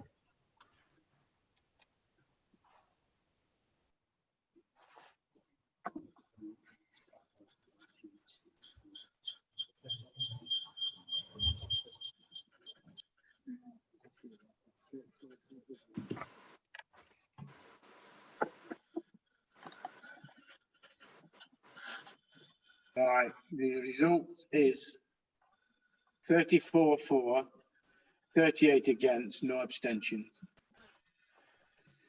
So that amendment is lost. Okay. Now we're going to vote on the original motion, which was, hang on, when I find the sheet. This one. Right, I'll read it out. Is the motion there? Yeah, let me read the motion now. I'll just read the motion out again and then we take a vote on the motion. It is moved by Councillor Diane Hurst, seconded by Councillor Sue Auckland, that approval be given to the changes in the membership of committees, etc. The appointment of representatives to serve on external bodies and related issues as detailed in the schedule circulated by email to all members earlier this day. Okay, now we're going to move to the vote on that motion. So is it going to be a roll call? Lord Mayor. Yeah. Just to say, we want to vote in parts, so I just want to clarify how we're voting. So in voting for, we are voting for A and B and against C. Okay. Okay. So I'm going to have a raised hand.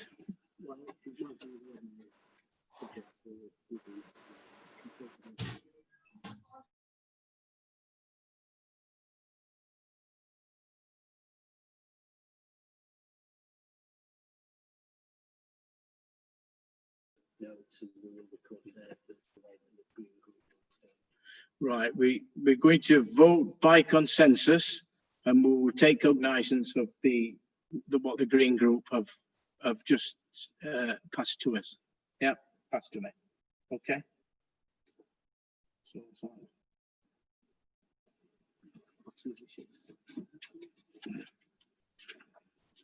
So is the motion agreed? I will take silence as the affirmation of the meeting. If any member wishes to dissent, please unmute and speak.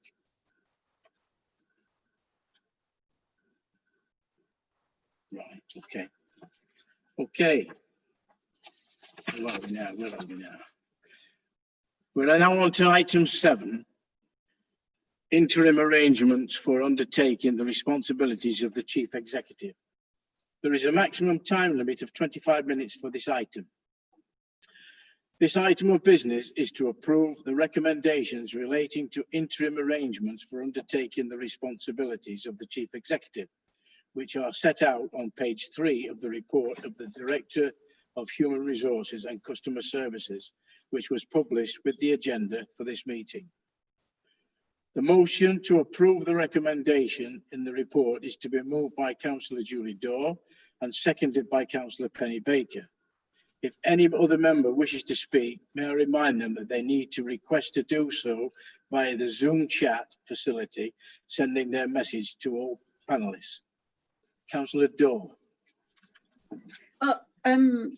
Thank you, Lord Mayor. I think the report speaks for itself, so I'm not going to go over it, but just a couple of things to pick out on it. Of course, the report is recommending that during this period between Charlie's departure and our new Chief Exec, Kate's arrival, that both Eugene Walker and John McElraith will share the responsibilities.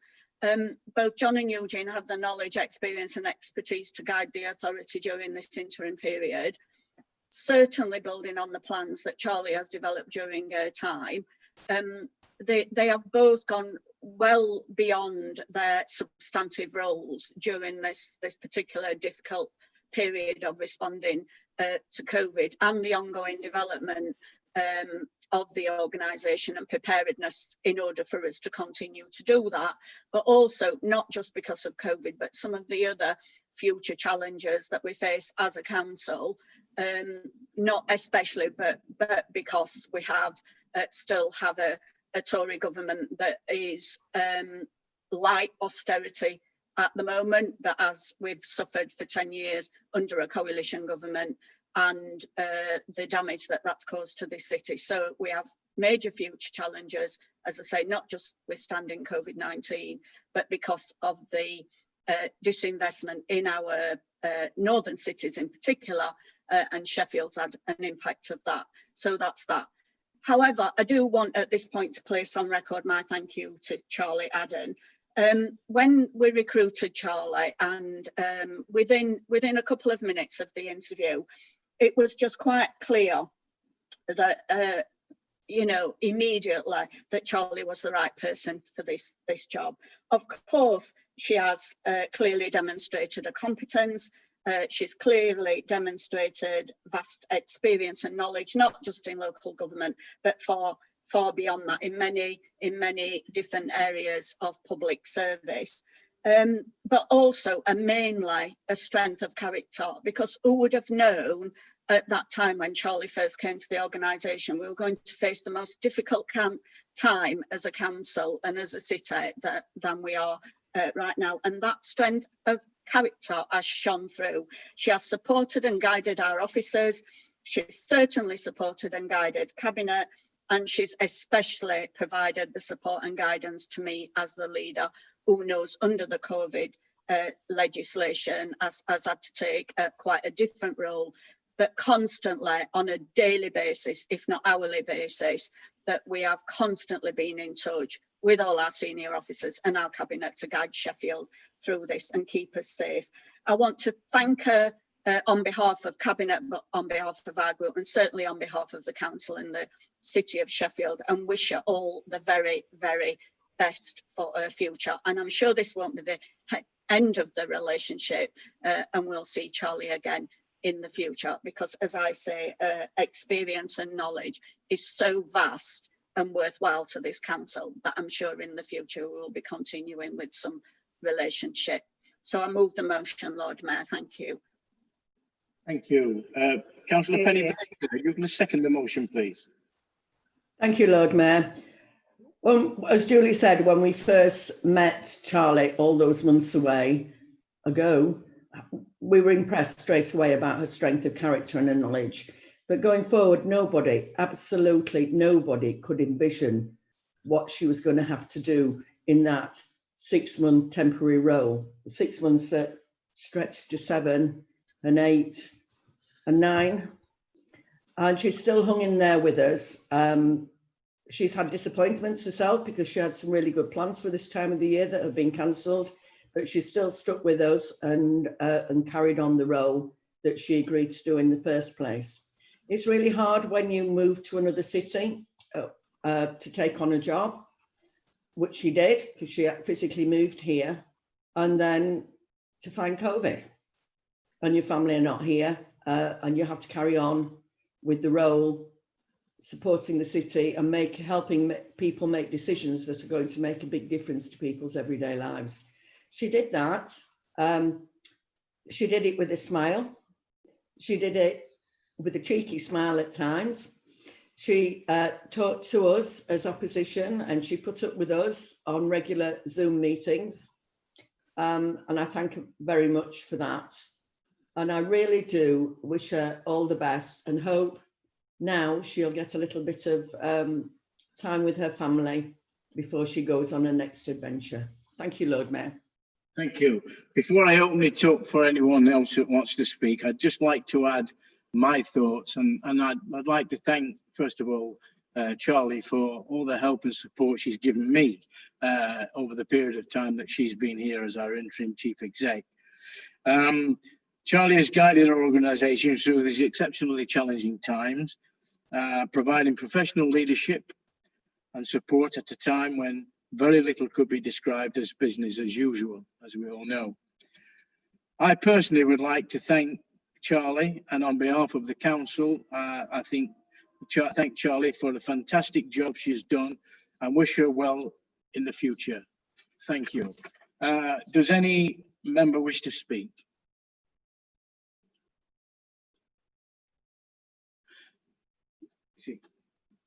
Councillor Mohammed? Yeah, I just want to echo what Councillor Penny Baker has said, and I just want to wish Charlie all the best in terms of whatever future plans she may or may not have.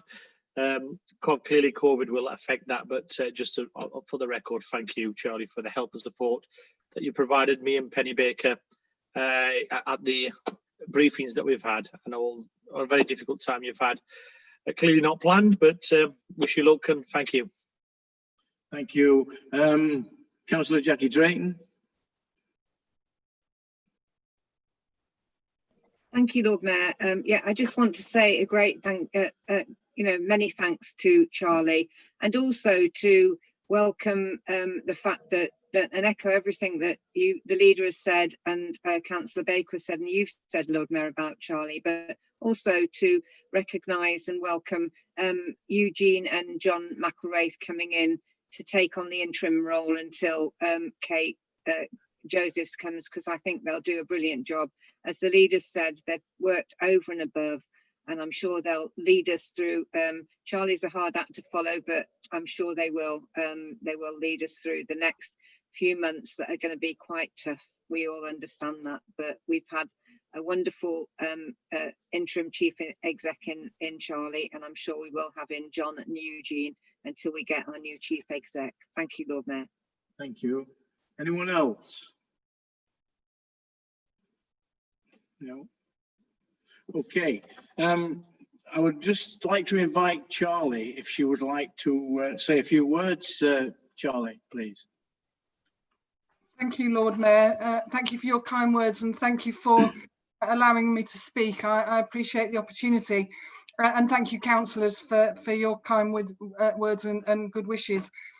Lord Mayor, when I arrived in Sheffield, I found something which, of course, all of you in this council chamber and many more know already, which is that there's a real goodness at the heart of the city of Sheffield and at the heart of the council, which has shone through in my time in Sheffield. In every place and in every council that I've worked at, there is always more work to do, but I've been absolutely privileged to be part of Team Sheffield in this sort of collective endeavour over the last few months, and in particular in response to the current challenges. I've gone on record as saying that I've been proud to be part of Team Sheffield. Lord Mayor, like everyone here, I feel for everyone in the city and way beyond that has suffered at the hands of this awful pandemic, and my thoughts are with each and every one affected. I think it's probably widely recognised that this has been the biggest challenge we will have faced as a country, as a city, as a council. It's certainly been the biggest challenge that I've faced in my career, and of course it's not over yet. But the warm welcome and the support that I found when I came to Sheffield from the council, my colleagues, partners, and everyone that I've met, whether in a professional or a personal capacity. As Penny said, I moved to the city. I wasn't there very long. I was there for quite a while in lockdown on my own, and the support that I got from the people living around me was fantastic. And that's helped me, I hope, do some of what was expected of me. A few thank yous. Thank you, Councillor Dorr. Thank you for your kind words. Thank you for your support. And thank you all councillor colleagues from all partners for the invitation to come to Sheffield and for your constructive challenge, support, guidance, and in this last few months, your forbearance. I want to thank all the staff in Sheffield City Council. I've not met anywhere near as many people as I would have liked to, for reasons which are clear, but whatever you do and wherever you are, your commitment and effort is immense, and I could not do what was expected of me without it. I want to thank my senior colleagues in EMT and the directors group. You're a great team, and I'd say you've now put up with me long enough. I wish you well for the future, and I know you'll continue to do a great job. I don't really want to single anyone out, but at this particular time, I don't think I could not, because of the times we're in. I want to thank Greg Fell publicly on record. I couldn't have wished for a better DPH to work with on this. It's been an unprecedented challenge, and all I'd say, Greg, is take care to look after yourself as well as serving Sheffield so well in these tough times. I thank John and Eugene for all their support and for taking over the mantle. It's a great, powerful statement about the team in Sheffield that this is what they wanted to do, and I'm sure the council will agree, and I wish them all the best. I've spoken to Kate, your new CEO. I'm speaking to her again tomorrow, and as Julie says, I will continue to do whatever I can to help her and you in preparation for her joining such a great team. It feels really good to be handing over to such a great team, particularly in this crisis, and I wish the city and the council well for the future. I've witnessed firsthand the strength of this city to pull through. Take care, and above all, everyone stay safe. Thank you again, Lord Mayor, and thank you all. Thank you. Julie, you have the right to reply. I don't know if you want to say something else. You have the right to reply if you want to. No, Lord Mayor. Okay. Right, Yeah, I'm now going, sorry. I was just going to say, no, Lord Mayor, I think everything's been said, and as you can see from the nodding and everyone absolutely wishes Charlie all the best, but also welcomes John. Okay, and, I'm now going to Eugene, move to the vote on the role, motion to approve the recommendation on the report. Is the motion agreed? I will take silence as the affirmation of the meeting. If any member wishes to dissent, please unmute and speak. Okay. Okay, then that motion is carried. Okay. Right. Item 8. Format of future council meetings. There is a maximum time limit of 25 minutes for this item. The item of business is to agree the format of the meetings of the council to be held on the 4th of November and the 2nd of December 2020. And 3rd of February 2021. A report to the Director of Legal and Governance has been circulated to members of the Council and published on the website prior to the meeting, which contains recommendations for consideration. There are 2 amendments to consider. Details of the amendments were circulated by email to all members yesterday. The motion to approve the recommendation in the report of the Director of Legal and Governance in relation to the format of the council meetings in November, December and February is to be moved by Councillor Julie Daw and seconded by Councillor Diane Hurst. The movers and seconders of the amendment will then speak. And if any other members wishes to speak, may I remind them that they need to request to do so via the Zoom chat facility, sending their messages to all panelists. May I call upon Julie Daw to move the motion, Councillor Julie Daw to move the motion. You may speak for 3 minutes, up to 3 minutes. Okay, right. Thank you very much, Lord Mayor. Lord Mayor, for the next few ordinary meetings of council prior to the budget meetings in March, we support the proposal to follow the similar format that we had in September and October meetings, which means that notices of motion would not be a feature, but instead there would be an update to council on COVID-related topical subjects. Lord Mayor, this is because of the rapidly changing position in relation to the pandemic, and the proposed format will focus on various COVID-related topical subjects, which would enable members of the council to scrutinise, comment and debate aspects and progress regarding the impact of the pandemic upon Sheffield and also the city's response to that pandemic. As we all know, this is in order, as we set out in our strategy, right at the very start. It's in order to keep people safe and well. It is to protect the most vulnerable people. It is to support people to get back to school and work safely, but when the time is right. It is to follow the government and the scientific lead and help people with the most difficult decisions that they are having to make. It's also now apparent, Lord Mayor, that the country will continue to be in a pandemic emergency situation for at least a further 6 months. And we are seeing that the number of COVID cases, hospital admissions, and very sadly deaths are rising. And therefore, a winter spike is most definitely expected. Therefore, Lord Mayor, this proposed format over the next several months will allow council members to consider the impacts on all aspects of our lives and livelihoods, and ask questions on behalf of the citizens that they represent, and in turn promote the city leadership role of full council and as local councillors in their communities. This is what our citizens expect us to do. Councillors will also have the opportunity to raise their constituents' concerns and share with each other what they have been doing over this period, as I know that many councillors have been actively working within their communities to keep their communities safe and support and guide them through this pandemic and its impact on their lives and livelihoods. Lord Mayor, this is the right thing to do right now, to be constantly engaging with each other and the public about how we are responding to the most critical issue, without a doubt, facing our citizens and our city. I formally move this motion. Thank you, Lord Mayor. Thank you, Councillor Daw. May I call upon Councillor Hurst to second the motion? You may speak for up to 2 minutes. Thank you. Thank you, Lord Mayor. In seconding this motion, I want to address the situation that we find ourselves in. It's completely unprecedented. We're each sat in a spare room in our houses, talking to a laptop. The stream is being picked up and broadcast to the people of Sheffield. No one could have predicted that this would have been the situation. We're looking to an autumn spike in the COVID pandemic. We're expecting that spike to get worse as we go into the colder winter months. And already there isn't a single corner of this city that's been unaffected by this pandemic. The citizens of Sheffield have the right to look at this stream, to look at what their elected representatives, the questions that they're asking on their behalf.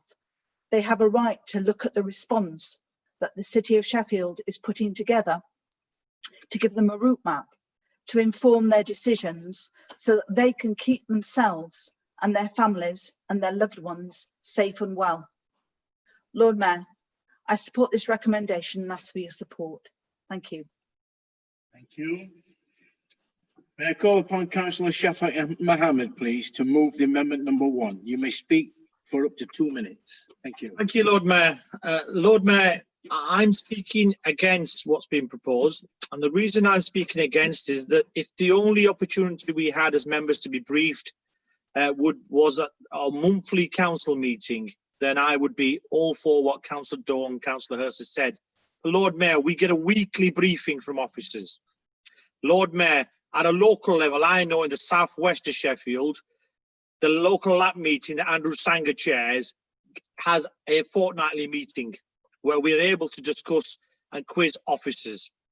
And what I'm suggesting is that actually there should also be an opportunity to talk about other issues that are important. And it's a real contrast. It's a tale of two cities, Lord Mayor. Today we are discussing and having a debate once again whether to have a debate. I thought we had this Monty Python flying circus type sketch last time when it was suggested to us, let's delay the meeting this time because you can have your motions in November. Now, not only are we trying to delay it till next year, and let me tell you, Lord Mayor, right now, in a couple of hours' time in Newcastle, which is just as badly affected as our city here in Sheffield, they've also got a full council meeting. What a contrast there. Not only will they be briefed on COVID, but they're also discussing the issues about the importance of apprenticeships and skills for young people. They're talking about more trees, but also actually discussing the tragic death of a young asylum seeker mum and a malnourished child in a tower block. These are all big issues that we need to discuss, whether it's Black Lives Matter that they discussed in September. So I say to Council Door, at least allow the opposition for once in a month to discuss something. And you know, Liverpool Council met last week, Lord Mayor, and they discussed a very important issue that I've had emails for as a local councillor about the government's new planning guidance that are going to have a profound impact. I want my city to continue to operate despite the lockdown. I don't want Sheffield City Council to be locked out of important issues that residents are raising with me. Thank you, Lord Mayor. Thank you, Councillor Mohammed. Thank you. Call upon Councillor Martin Phipps, please. No, Lord Mayor, he's not seconding it. No, sorry. I forgot the seconder. Beg your pardon. Can I have the seconder, please? That's Councillor Penny Baker. Do apologise. Lord Mayor. Don't we have fun? We're all still learning. Lord Mayor, we're in a terrible position, as everybody said. COVID has changed our lives and the way we do everything, but it shouldn't change our democracy. It shouldn't stop us putting our point of views across.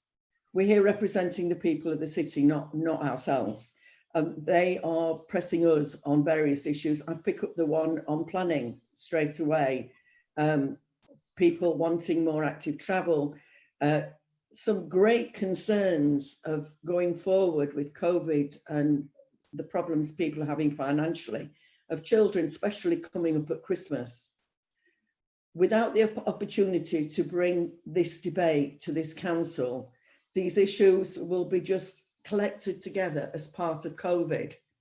Whereas if we divide them into notice of motions, a separate idea, it gives us the opportunity to discuss them in depth and to see the problems that they are there and help people in a different way. So it's twofold. It's democracy going forward, and we might be in this situation for a long time yet, and we need to make that step forward, and supporting members of our community. Really pleased scrutiny is coming back. We've had our first scrutiny board meeting, very productive.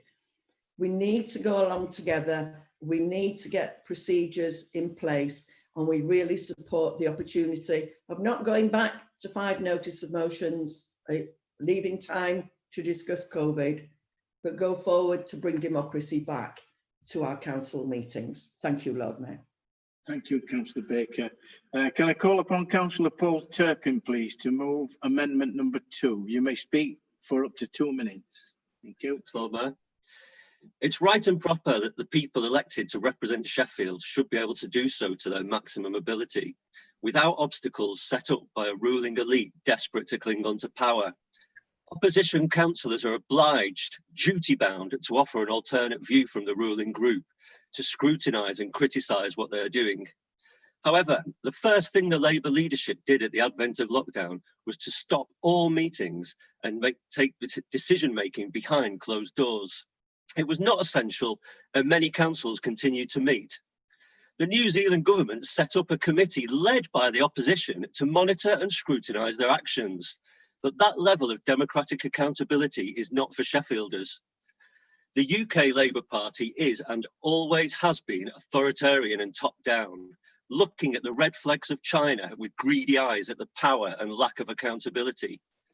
The same Labour Party waved through legislation allowing UK security forces to break the law. They keep the Tories in power by sticking to an outdated electoral system in order to keep themselves in second place. Labour and Conservatives are two wings of the same bird. In these unprecedented times, we could be working together for the common good, but rather than reaching out, they do what they always do and retreat into their bunker. They are afraid of being scrutinised. They are afraid of alternate views. They are afraid of opposition because they know that what they're doing is not good enough.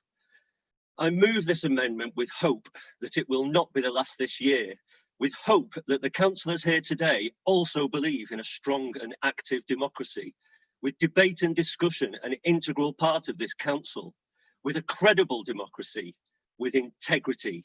Thank you, Lord Mayor. Thank you. Can I call upon Councillor Angela Argencio, please? Thank you, Lord Mayor. I decided to stand as a candidate and become a councillor because I was unhappy with the narrative, the politicianist way of doing politics. This attempt to remove notice of motions is an example of the narrative I and many of my colleagues here are trying to contrast. Motions, together with public and members' questions, are a key feature of the administration of this city. And under current governance, the current governance model, they are the only way to scrutinize and suggest alternatives to the view of a very small group of people. As the It's Our City petition and pending referendum showed, strongly the model stifles dialogue in democracy, and we cannot allow the majority party to avoid scrutiny, especially at such a pivotal time. The climate emergency, the COVID-19 pandemic, the very future of our city need to be discussed and considered together so that we can find ways forward together, not because of a particular ideology that we hold or for personal gain, but because it is the right thing to do. So I urge my colleagues from all parties to please second this amendment because it is the right thing to do. Thank you. Can I call upon Julie Grocott, please? Councillor Julie Grocott. Thank you, Lord Mayor. I think first of all, I'd just like to say in relation to Councillor Turpin's comments that the only thing I'm afraid of right now is COVID-19. And I think perhaps everyone should be afraid of COVID-19. I live in a rural town away from Sheffield where the local people have to get themselves organised and sort things out. We have a fantastic community that has been working well to support itself and each other throughout this dreadful time. The people I meet every day when I'm out and about in my town, and I have been this morning, the thing that is on their lips is COVID-19. Yes, we have a weekly bulletin. It doesn't go in the Star, it doesn't go on any websites, it comes to councillors. So that is not scrutinising or allowing the public access to what the council are doing in response to COVID-19. We have lab meetings, they are not live streamed, the public don't come to them. We discuss issues, hopefully councillors go out and then tell their communities what's going on in them. The one thing every month that every citizen of Sheffield can dial into and find out what's happening about this dreadful pandemic is this meeting here and now. So I think we owe it to the people of Sheffield to make sure that they can find out what we are doing. They can then come back to us as councillors in our communities, ask us the questions so that we can bring them here and properly scrutinise what this council is doing in relation to COVID-19. We should not be discussing other motions, in my view, important as they are. We have got bigger things to deal with at the moment. Thank you, Lord Mayor. Sorry, Julie, I cut you off a bit early there. Sorry about that, Alan. No problem. Thank you, Lord Mayor. Councillor Joe Otton, please. Thank you, Lord Mayor. The question before us here is not whether to discuss COVID-19 or other issues. The question is whether we're going to make better decisions as a council by having normal democratic governance, or whether by continuing the last vestiges of the kind of the emergency powers that were used early on. Decisions had to be made quickly and so on. That's kind of understandable. You don't use emergency powers for months and months on end to make routine decisions which need to be made under the full democratic process of the council. And this is what restoring notices of motion to the council is all about. Now, I consulted some councillor colleagues across the country as to whether their councils could cope with having votes and debates on notices of motion, and a great many of them said yes. And I have a list of councils here in alphabetical order. Councils quite happy to have votes and debates on notices of motion. I've got Aberdeenshire, Barnsley, Birmingham, Bristol, Broxtowe, Burnley, Bury, Chelmsford, Darlington, Dorset, East Suffolk, Herefordshire, Kent, Lewis, Middlesbrough, North Herts, Oldham, Oxfordshire, Peterborough, Somerset, Western Taunton, South Lanarkshire, Southwell, Stockport, Vale of Whitehorse and Worcestershire. Nobody came back to me and said, no, our council can't cope with it either. So I think unless as a council we want to be doing worse on democratic governance and have a worse reputation than any council you might think of across the country, we need to get our act together. We need to restore normal democratic governance, restore notices of motion, so that we can talk about the aspects of the COVID-19 crisis that members across the chamber might wish to raise in the proper way. Thank you. Thank you. Councillor Martin Phipps. Thank you. I think this is an incredibly disappointing suggestion and is essentially a move to shut down democracy in the council. Other councils with higher COVID cases continue to debate motions, which can be about taking necessary actions during COVID, but also raising many other issues that continue to arise and occur through this time. So this suggestion shuts down opposition groups from being able to raise suggestions to full council via motions. During COVID, we are all struggling to find a new normal, but shutting down democracy is not normal. Yes, we must continue to scrutinise and inform the public about COVID and the measures we're taking, but that should be in addition to motions, not instead of them. We must address the now and the COVID crisis, but also other important issues going on and the future. It has taken long enough for the administration to bring back full council meetings, to work out how to vote on motions, to discuss month by month whether we should have motions next month and how to do that, how they should be allocated. And now we're being told suddenly there won't be any motions until the budget. I don't think this is acceptable at all, and I'll be voting against this suggestion and for the amendment. And I urge you to do the same. Thank you. Thank you. Councillor Joseph Pacek, please. Thank you, Lord Mayor. I'm not going to do a grand political grandstanding and speech for Parliament. I'd just like to say that the pandemic and the lack of clarity on the instructions they're getting from national government is uppermost in their minds. And the last thing we need is to curtail access to the Director of Public Health, Greg Fell, or anybody he chooses to send, if he needs to send somebody in his place. And I think they're the things that we need to be concentrating on, making sure that they can hear us, their representatives, raising the issues that matter to them, whether it be, and all of us. I mean, people are saying that we're curtailing democracy, but actually this is the best opportunity for all members to be able to clarify things for their people in their constituencies, and that should be done. And it's again subject to availability to technology and the digital divide and all the rest of it. This is one of the most accessible ways at the moment, and it's something we might want to look at continuing in some form afterwards, so it does give people access to us.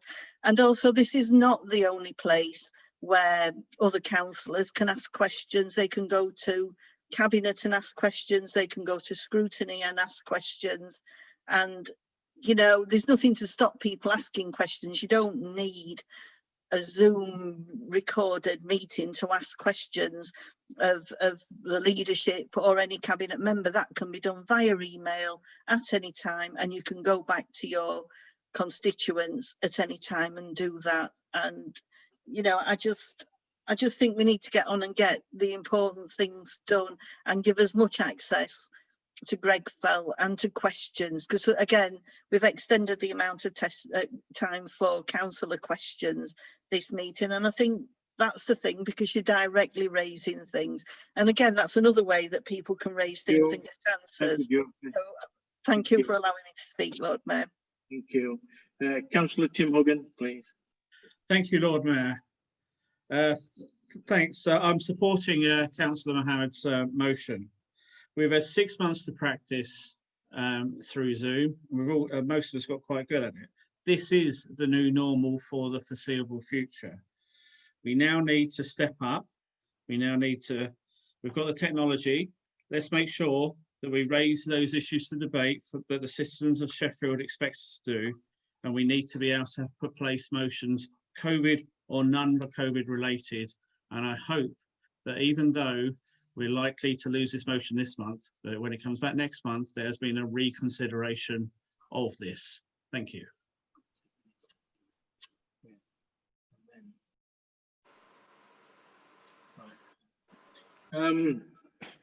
I've been asked by Charlie, the chief exec, if we could postpone this discussion and vote and bring Greg in.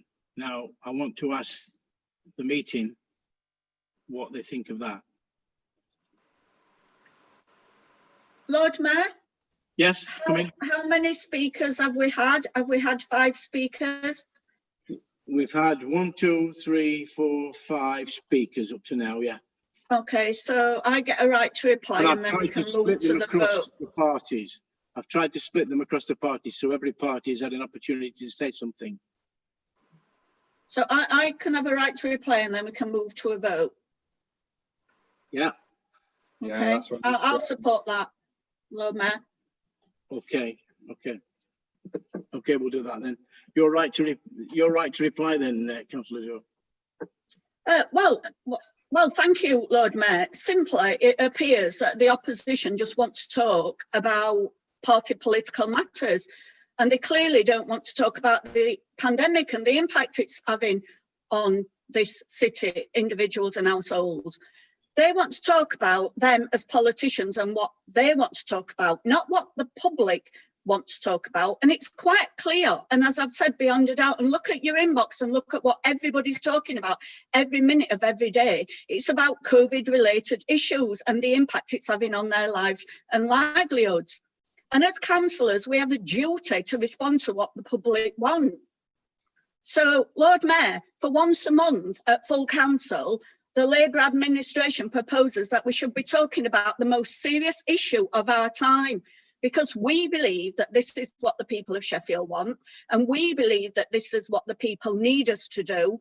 And therefore, we ask all councillors to support the public and what they want this time, not what the opposition politicians want, and support the motion. Thank you, Lord Mayor. Thank you. Lord Mayor, can I point out that the Outbreak Control Board now has had 2 public meetings where members of public can attend. Lord Mayor, sorry, Shafak. You don't get a chance to speak there, Shafak. You know the process. I'm going to have, because look at the times against us again, because we've had a full debate on a lot of things, and I've got Greg Fell wanting to come in to present the public health position, and we've still got, if you want, we still should have time for tributes to people that we didn't finish last time. It's very difficult for me in the chair to make decisions. That's why I asked the meeting if they would agree to curtail this debate. Let's go to the vote. I've tried to give every party a chance to say something. I know you all haven't spoken, but if we could now, what I'd like to do now is move to the vote, try and get this wrapped up, and then we can perhaps get Greg Fell in and give a discussion on, or give a talk on an update. Where we are. A debate, yeah. Okay. Thank you. Okay, so now I'm now going to move to the vote. So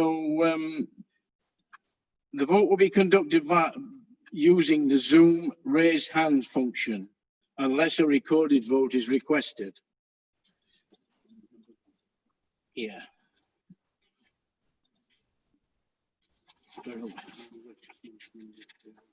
Yeah. Yeah, amendment number 1.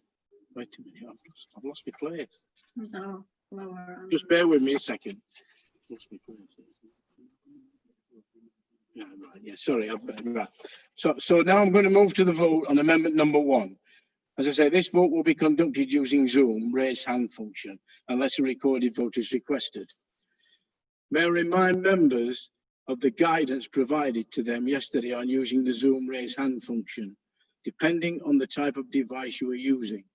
The raise hand command appears by clicking participants or pressing the more or pressing on more in your controls at the bottom of the top of at the bottom or top of your screen.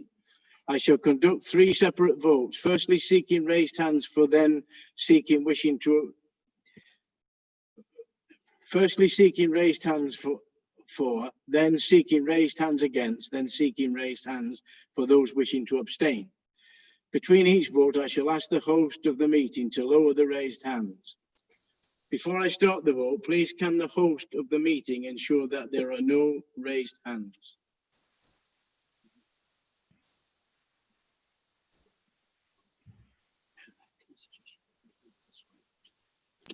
Lower your hands. Do you not know how to vote? All those in favour of amendment number 1, please raise your hands now and please leave it raised.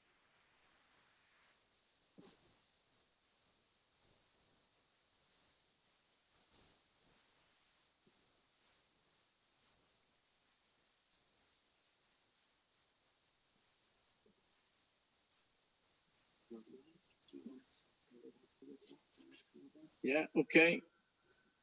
Okay, can we now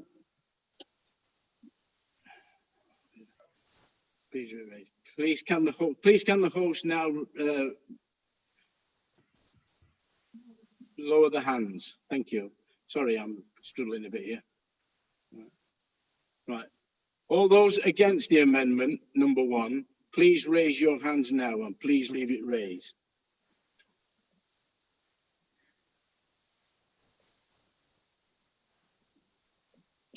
Lord Mayor, some of the votes haven't been cleared from the previous vote.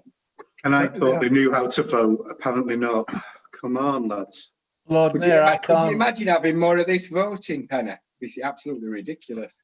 Lord Mayor, I can't get at the just bear with the hand through the participants. Neither can I, Lord Mayor. I've just sorted it. You've done it. Marufi, you're voting twice.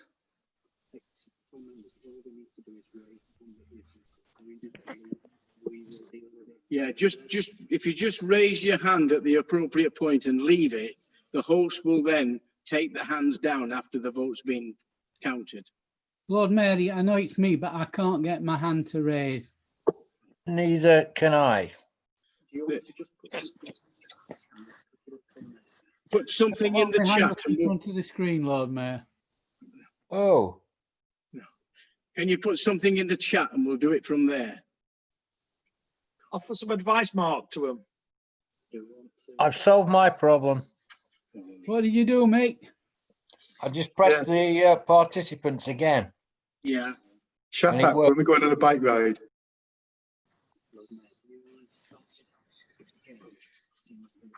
Right.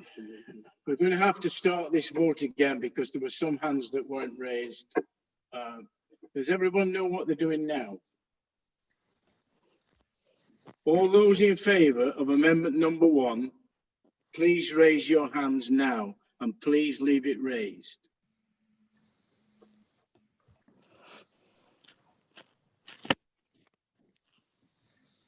Neil's still got his up though, Mayor.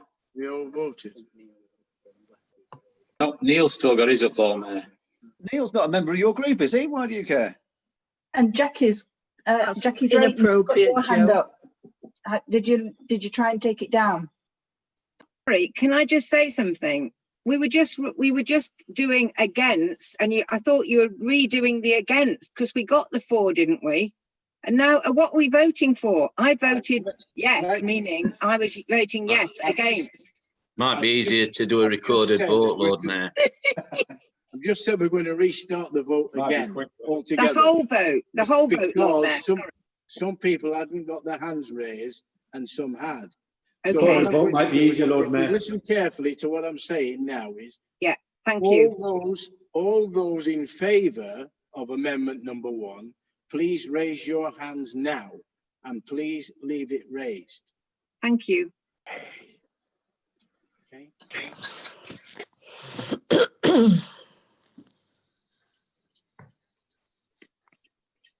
Okay. We're happy with that, right? Please, can the host of the meeting lower all the hands, all the raised hands? Yeah.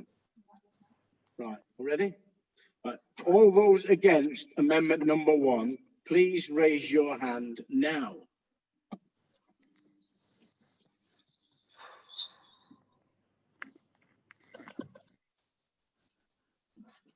Okay. Are we all done?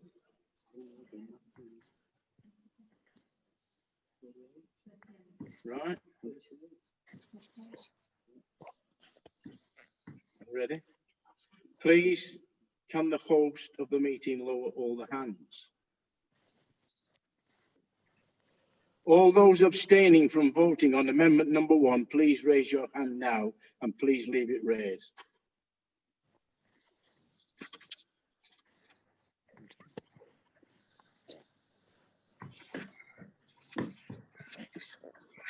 Okay, we got that. Right, so we've got 34 for the amendment, 38 against.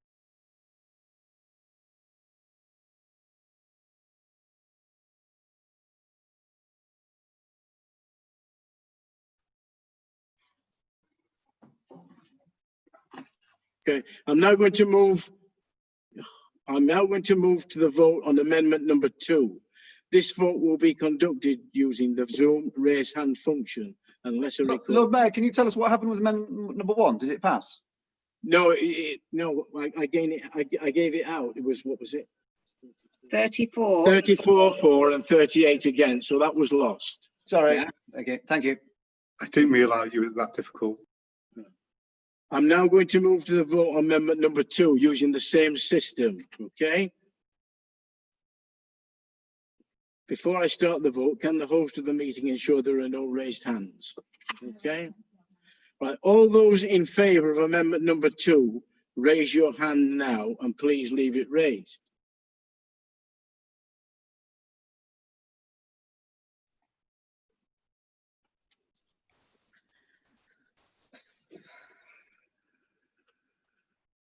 Okay.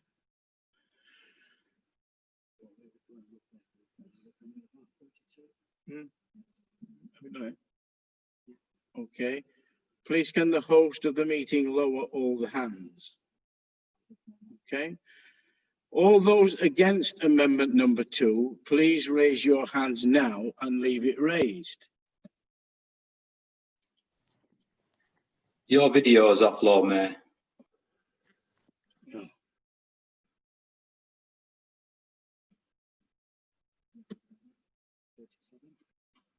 Okay.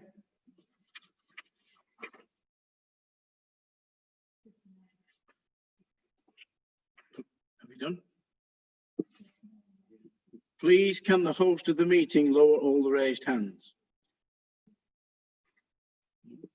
All those abstaining from voting on amendment number 2, please raise your hands now and please leave it raised.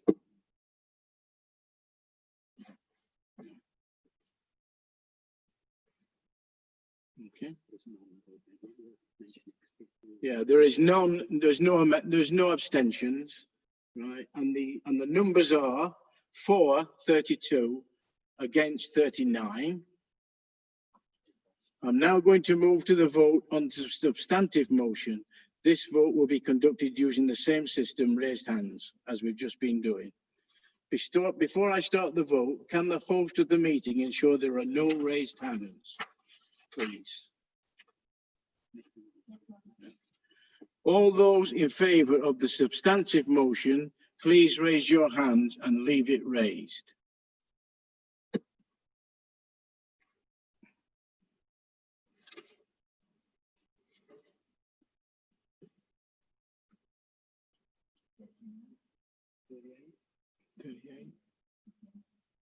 Okay. We've got 38. Okay. We've now got 40. We've got 40 now, right? All those against the substantive, oh, sorry. Can the host lower the hands? Thank you. All those against the substantive motion, please raise your hands now and please leave it raised.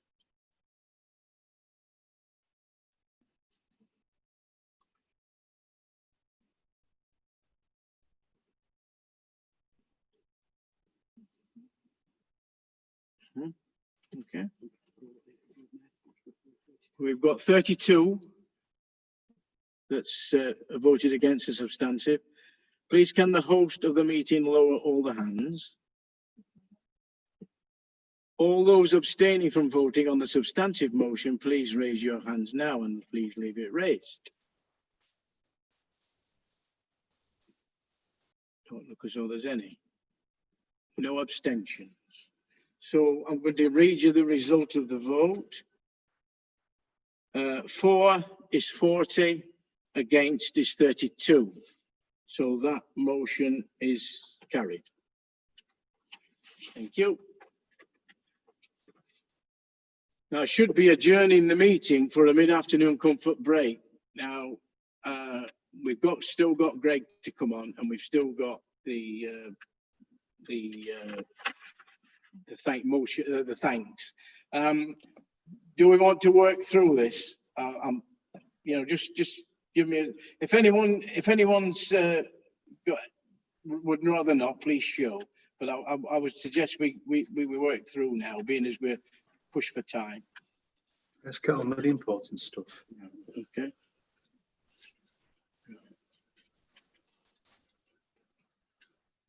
Yeah.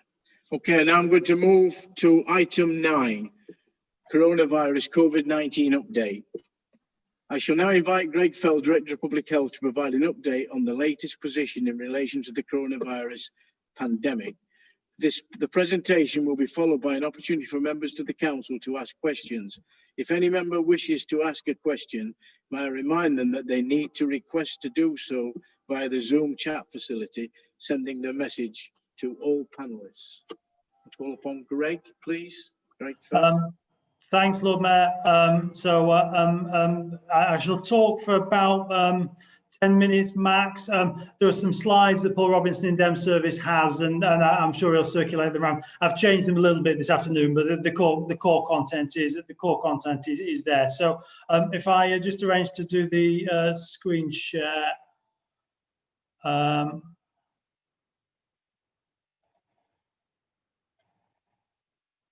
right.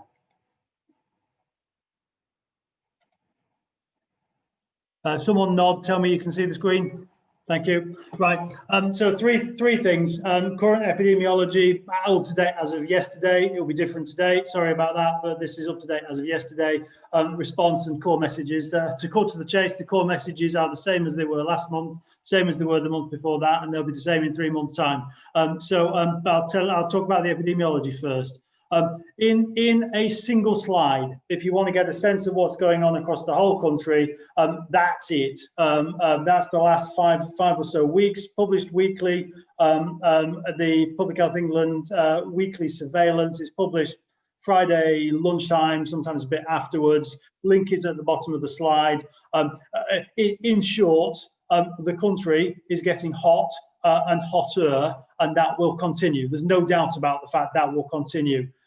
South Yorkshire is probably, my sense is, 2 to 3 weeks behind West Yorkshire, just in terms of the epidemiology curve, which is 2 to 3 weeks behind Greater Manchester and the Northwest. However, that is changing quite quickly and the positioning is changing quite quickly. But you can see even parts of the southwest, southeast and Norfolk, which were relatively quiet, are beginning to heat up. That will continue. There's no doubt about that. So that's single slide to tell you what's going on across the whole country. This was the position in Sheffield as of last month, when I talked to the full council last month. You'll remember 31 per 100,000 was the 7-day rolling instance. That was fluctuating, slight increase. I'll talk about the cohort in just a second. And 1.8% positivity. Hospital activity a month ago was there, but fairly negligible. This is now right up to date as of about, this is about 3 or 4 days ago actually, but the last proper fix on the data that we had. Numbers were 327 per 100,000. You can see the shape of the curve for yourself, and 14.5% of people with symptoms who get a test positive. So of 100 people with symptoms who then get a test, 14 of them will test positive. There's two.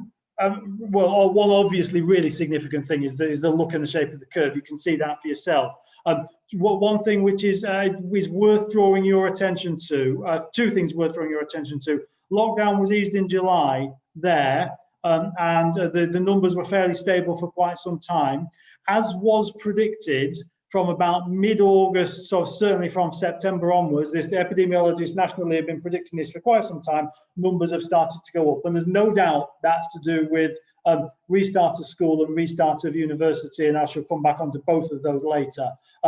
Third thing to note is there are two shades here. Light red is pillar 1, which is testing of NHS staff and social care staff actually, and NHS patients, people who are poorly enough to be hospitalised. Pillar 2, which is dark red, is everybody else. This is the whole population testing, which didn't properly get going until quite late in the first wave, which was kind of end of April into early May. Dark red are people who are largely quite well. So comparing like for like, you need to compare the light red shape of the curve with here, and that's an important caveat. The cohort here is completely different to the cohort here. This was very, very unwell people. Hospitals were really quite full at this time. That is not yet the case, and there's a but coming there too, which I'm sorry to tell you. The growth is in one age band. This is Sheffield data, and this is the growth over time over the last 7 or 8 weeks by age band. You can see the chart for yourself. The exponential growth is in 18 to 24, many of whom are students. This isn't all students. This is a growth pattern that's being seen up and down the country in 18 to 24-year-olds, be they students or be they not students. It just so happens that Sheffield is a very big university town, as you all know. Therefore, there is some very, very steep growth in that cohort, many of whom, but not all of whom, are students. And again, I'll come back onto universities, I'm sure, later. You will all have seen the missing cases story that broke in the press on Sunday. 15,000 cases were added to the case the case register over the weekend. The rates in Sheffield the weekend was about thereabouts. Rates in Sheffield were going up anyway. The bottom of these two lines is if you exclude 18 to 24s. Rates were going up anyway, and we were certainly over the threshold of 100 already, and that's only going to continue to go up. Ignore the slight downward spike, that's just a data issue. If you include 18 to 24-year-olds, this is the top chart, the top line is the whole chart. That's what's happening in the whole population. But again, it's a spin on the last slide. This group is where rates are growing really, really quite quickly. The age profile has shifted. Wave 1, the age profile was late 50s, early 60s. Now it's down to 28. It was 30 a few weeks, mid 30s a few weeks ago. It's now right down to 28. Not surprised. You've seen what's happening. You've seen what's happening in the 18 to 24 bracket. What the concerning thing, my slide's not quite showing properly. The concerning thing is this: is beginning to creep back up into older age groups. Notwithstanding the long COVID point, which, as Councillor Francine Johnson made very, very clear last month, is a really serious issue, most young people will be quite well. Not all, most. My concern is the creep back up from 18 to mid 40s back up into 50s, 60s and beyond. They're much higher risk of very severe illness. That is unstoppable. There's nothing I or anyone else can do to stop that. And that is of great concern. That's the principal concern here. But the age profile is shifting downwards, actually. It's in Sheffield, it's shifting downwards because of the 18 to 24-year-olds that we have welcomed back to Sheffield in their tens of thousands. Growth is across the city. Principally, growth is household clusters, but fairly diffuse across the city. The numbers here, 4 weeks ago, it was 47 household clusters that we were aware of. 3 weeks ago, it was 86. Last week, it was 172. I don't know the number this week, but it will be substantially more than 172. That growth is across the city. Household-based transmission is where the business end of this is. And that's where most of the opportunity for slowing, we can't stop spread, but slowing the rate of spread is. And that's, again, not just a Sheffield thing, that's a consistent thing that's reported across the country. So it's growing everywhere. Faster growth in more deprived communities. I won't dwell on the slide because of time, but we've seen before, initially growth was across the whole of the city. It then concentrates in more deprived communities, most likely because of work patterns, travel patterns and job types. I can work from home. I happen to be in the town hall today, but I can work from home and have been. But many people in more deprived communities have jobs that they actually need to interface with other people. So that is a very, very clear explanation of that. And we've seen that before, and we'll continue to see that, sadly. So epidemiology summary 1, sustained rise and rapid cases over the last 4 weeks, mainly single cases, diffuse, mainly household clusters across the city. R0 is definitely above 1. I've not seen it. We don't do city level calculations of that. There's no doubt about that. This is an incredibly infectious respiratory virus, actually a quite dangerous respiratory virus. It's incredibly infectious. So anyone who is of the view that it can be stopped, it can't be. There's just, you've seen what's happening epidemiology-wise. Ethnicity has shifted. A month, 2 months ago, certainly, it was principally something that was predominant in South Asian communities in the east of Sheffield. That is not now the case. It's largely representative of the Sheffield population and largely across the whole of the Sheffield population, but as I say, growing slightly more quickly in the more deprived communities. Mean age is much lower. Probably due to reduced exposure in older people. Older people are taking the message seriously, possibly more mixing in younger people. The trend would seem to be, there's no definitive evidence on this, it's just soft intelligence feed. Trend seems to be on the back of young people returning to normal behaviours. A bit of returning from holiday. We've definitely welcomed students back to Sheffield. House parties, there's some of that going on, but there's probably no single cause or no single explanatory reason. Epi summary 2. Testing access and the national lab capacity problems isn't such a big problem as it was 2 or 3 weeks ago, but it is still a problem. That has ramifications in terms of isolation of those with symptoms but no test, and then the contact tracing that follows. And also it has obvious issues with regard to epidemiology. The test result is the key metric in terms of getting a handle on the epidemiology. It's very, very unlikely, to almost zero chance, this will be contained in younger cohorts. It's beginning to move up the age groups. Hospital activity is small but not trivial, but there is a sustained increase, week-on-week increase in the number of people being hospitalised and on ventilated beds or oxygen beds. We are beginning to see COVID on death certificates now. It follows a long period of zero. So I'm afraid that is the doom and gloom. It is, as Chief Medical Officer said a few weeks ago, it will be a difficult autumn. That was nationally, it will be a difficult autumn in Sheffield too. So response. We are intensifying the existing plan and keeping the same strategy. I think the fundamentals of the strategy are robust, which are here. Two bits to the slide. The strategy is owned by the COVID-19 Prevention and Management Board, which Councillor Daw chairs. It's cross-party, cross-sector, cross-city. I think most to all of the right stakeholders are on that board.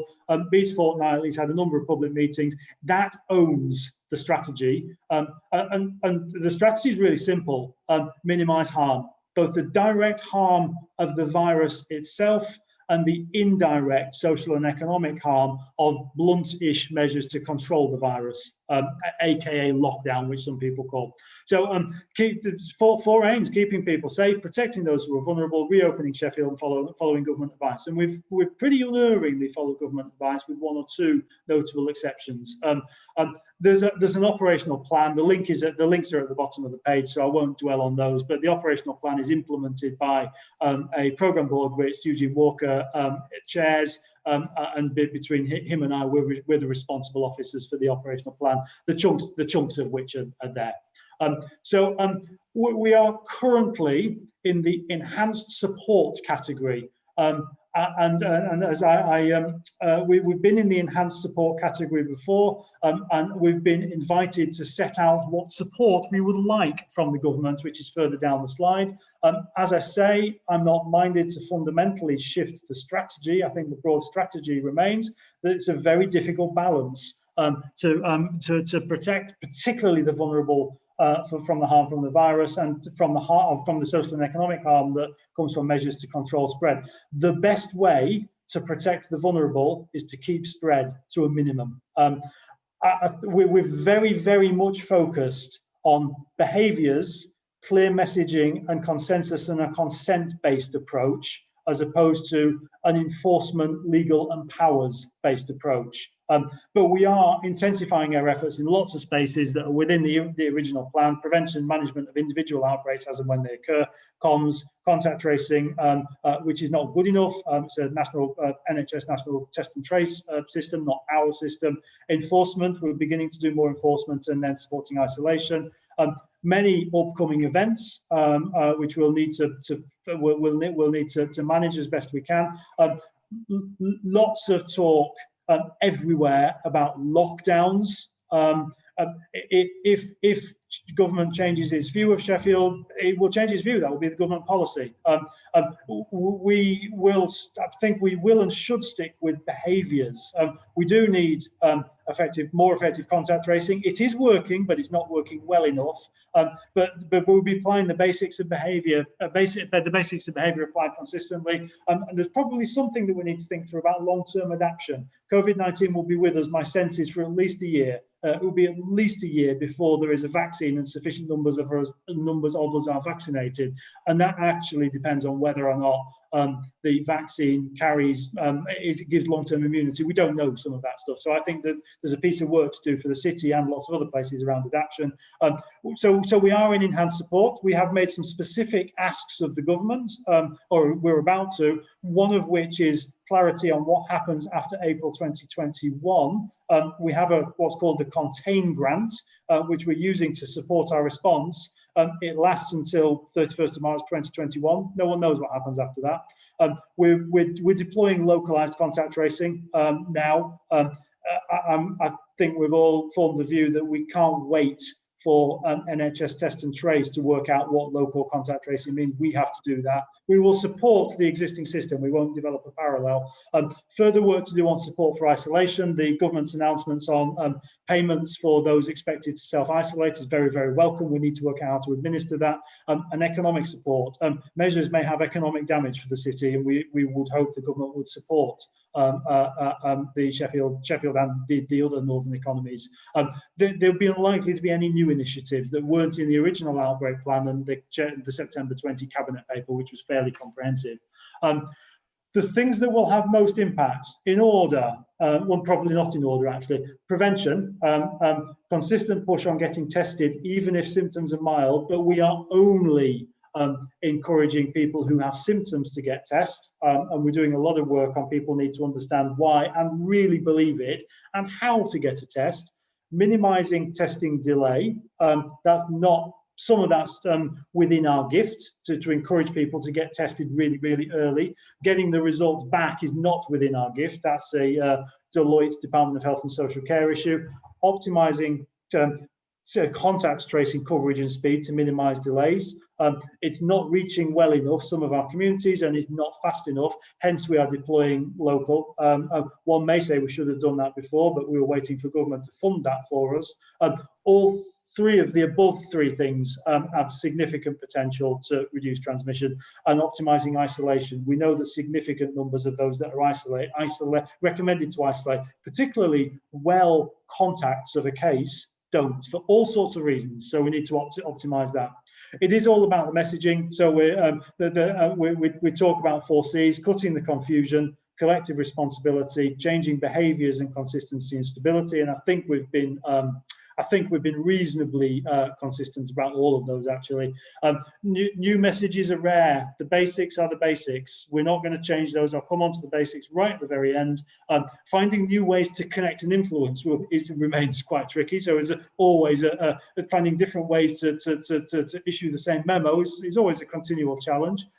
Needing different levels of public engagement, hearts and minds, support for the right incentives, isolation, as I say, particularly well contacted cases and businesses. Forward look, difficult autumn, and people will want me to predict how difficult. It's impossible. Sticking with the programme, the consensus is fraying. We're trying to build the consensus. Trust is fraying. We're trying to build trust, and people are sick of it. And people want it to go away. So sticking with the programme will be difficult. What will make a difference to compliance, I don't think, will be heavy duty enforcement. It comes down to choices made in private domains, private homes, private premises. And so people understanding and consenting to that is the key thing for me, certainly. More measures may be imposed. It's impossible to predict when, where, and how that will happen. There's a Secretary of State chaired meeting once a week, and we all await with interest to see what happens at that.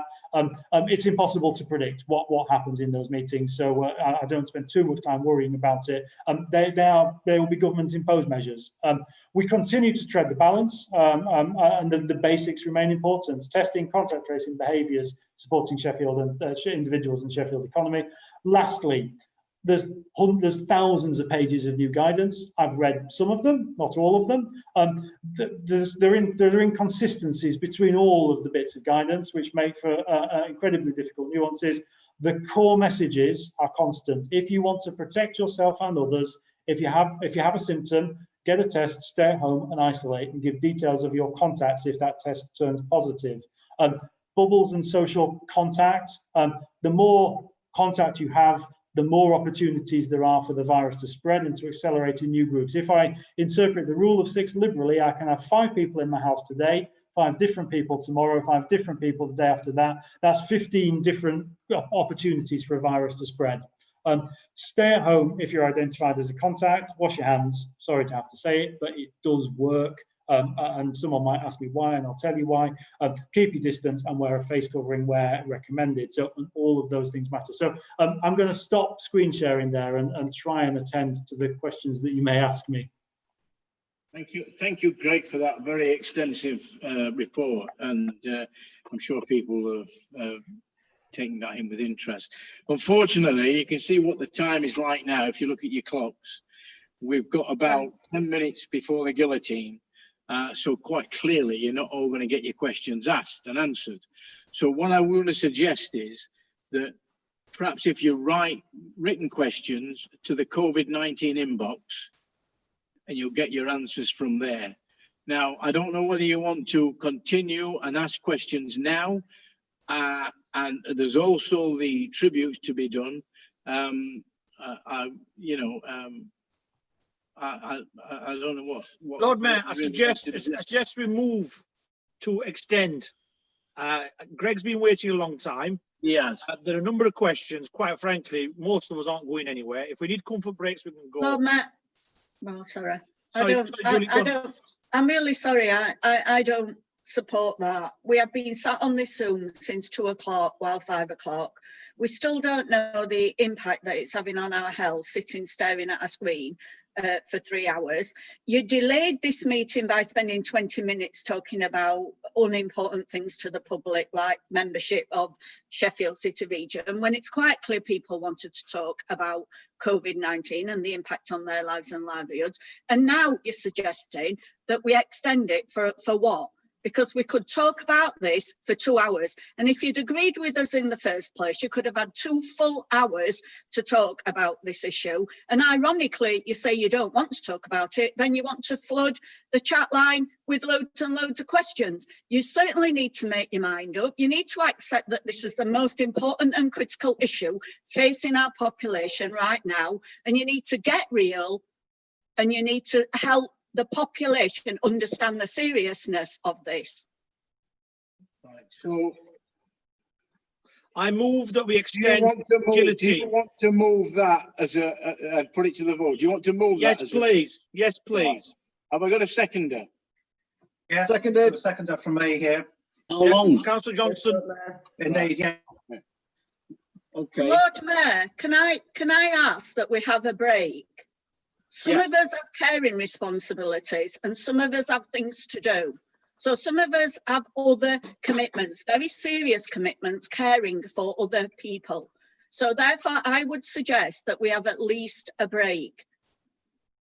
And I don't just mean 10 minutes. I'm more than happy to come back at 7 o'clock and have another, whether Greg's available or not, probably not. I'll be on the train. We have to recognise that we have other commitments. Right. Councillor Doe, Councillor Weatherall has just said that he needs to go. I am happy for any colleague who has got other commitments to go. There is no decisions to be made, but there is an opportunity for colleagues to question. I do not see why. Councillor Doe, you say COVID is the most important issue for the City Council to discuss, and now you're trying to shut down the discussion. We want to ask the Director of Public Health questions. Please allow us to do that. Well, I'm glad that you really serious. I'm glad that you've come to that conclusion that we had right at the start, that it is so serious and that we do need to be doing that. And that's what we're talking about. And you've clearly demonstrated that. So just wasting time, Councillor Doe, now. Wrong. Let's take a 5 or 10 minute break and then let's get back to it. But I seriously think we need advice, health advice on taking a break when we've been staring at a screen for up to hours.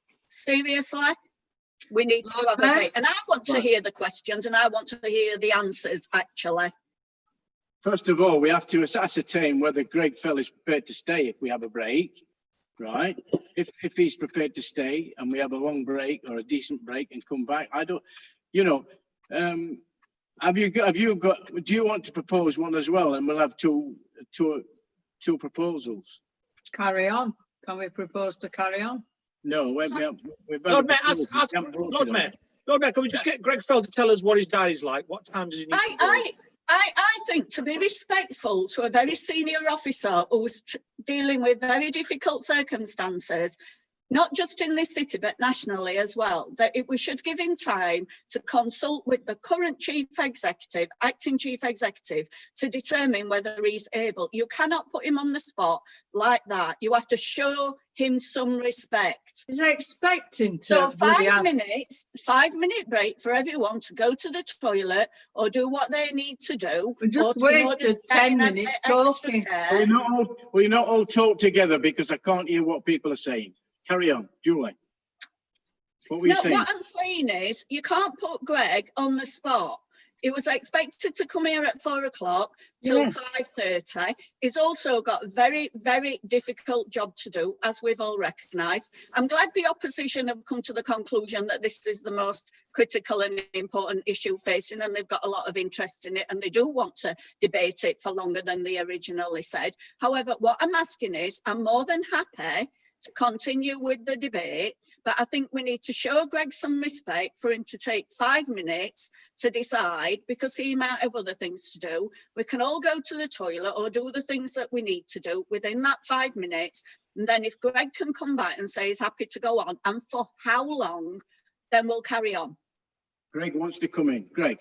Very briefly, happy to stay. I have my own caring responsibilities to attend to. I've got an hour and a half commute at some point that I'd like to get home this evening. So a shorter break would be more preferable than the longer one to me, if that's all right. Right. So are we all in agreement that we have a 5-minute break? Yeah. And then extend and come back and get this done with. Anybody and extend, that does not yes, agree can with we that, sure, yeah. Can we agree, Lord Mayor, can we agree how long we extend standing orders for? And that would help Greg. You know, what time is your train? I mean, What time is your train, Greg? 6:20. Is that reasonable? Can we extend until 6 o'clock then? Yeah. Extend until 6 o'clock. Have a 5-minute comfort break now. Okay. Extend till 6 o'clock and then come back and we'll finish at 6 o'clock. Can we suspend the tributes? Well, yeah. I can't. We're having a break now, aren't we? Yes. Yeah, but it's just a time I'm going to be somewhere else for 7 and I want to speak on the tributes. You can suspend them. Yeah. We'll all turn your microphones off, please, because as I said earlier, this thing is live. Okay. Thank you. I think it would be helpful, Lord Mayor, if when members are asking their questions, that they are They're what? I think he said concise. Yes. Well, I always ask that, but people don't take any notice of what I ask anyway. But there you go. So if we're back here for it's 25 past. I got now. Just after 6:30. Okay, not much after though. A couple of minutes. Okay. 5:30. I mean, not half. Yeah, half 5. Thank you, Lord Yeah, Mayor. just after. Yeah. Okay. Right. Thank you. Right.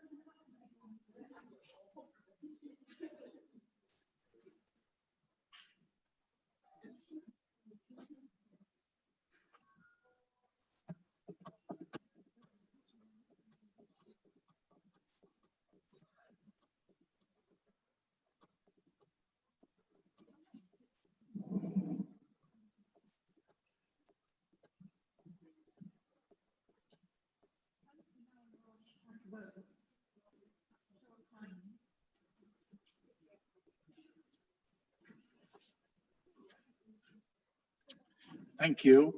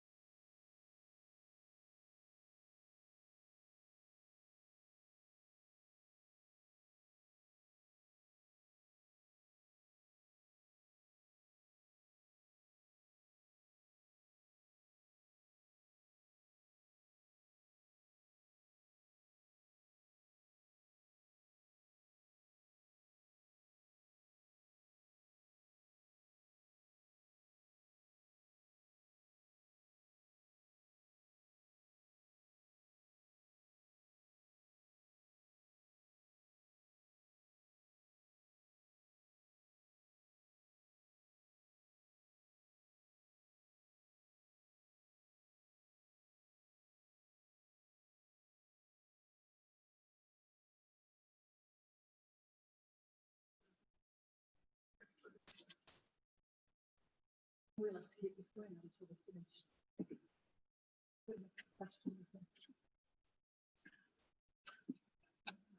Should we give them a minute? Yeah. A call? Are you all right, Kate? Put in a message. Yeah.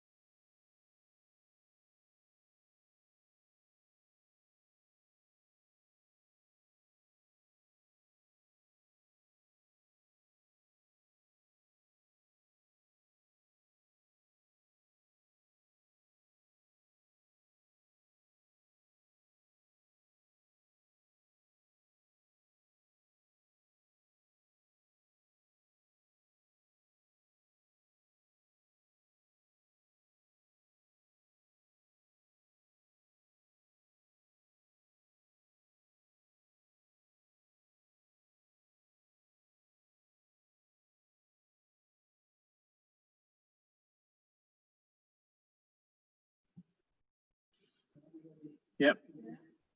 Ready. Yeah. Okay, right. I'm closing the meeting at 6 o'clock.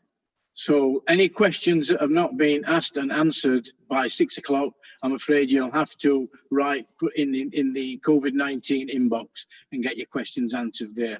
I'm also going to have to suspend the tributes again this month because there just won't be time. Okay, so the first questioner is Steve Harris, please. Thank you, Lord Mayor. My question is, at least a quarter of the national population are under some form of restriction. With the evidence of higher infection rates in the Yorkshire and Humber region and with the demographic data.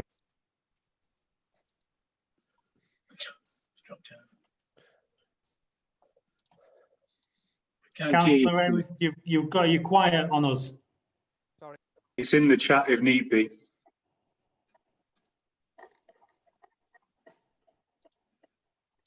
No. Move on, Lord Mayor. How have we anticipated? No, can you hear me? No. Yes. We anticipated practical measures for addressing the current situation in Sheffield under the new upper tier local authority powers within the DHSC contained frame of a massive increase in infection rates. Did we consider applying to enact our own local shielding rules, like those introduced in Leicester, Bradford, Calderdale, Kirklees or Leeds? If not, why not?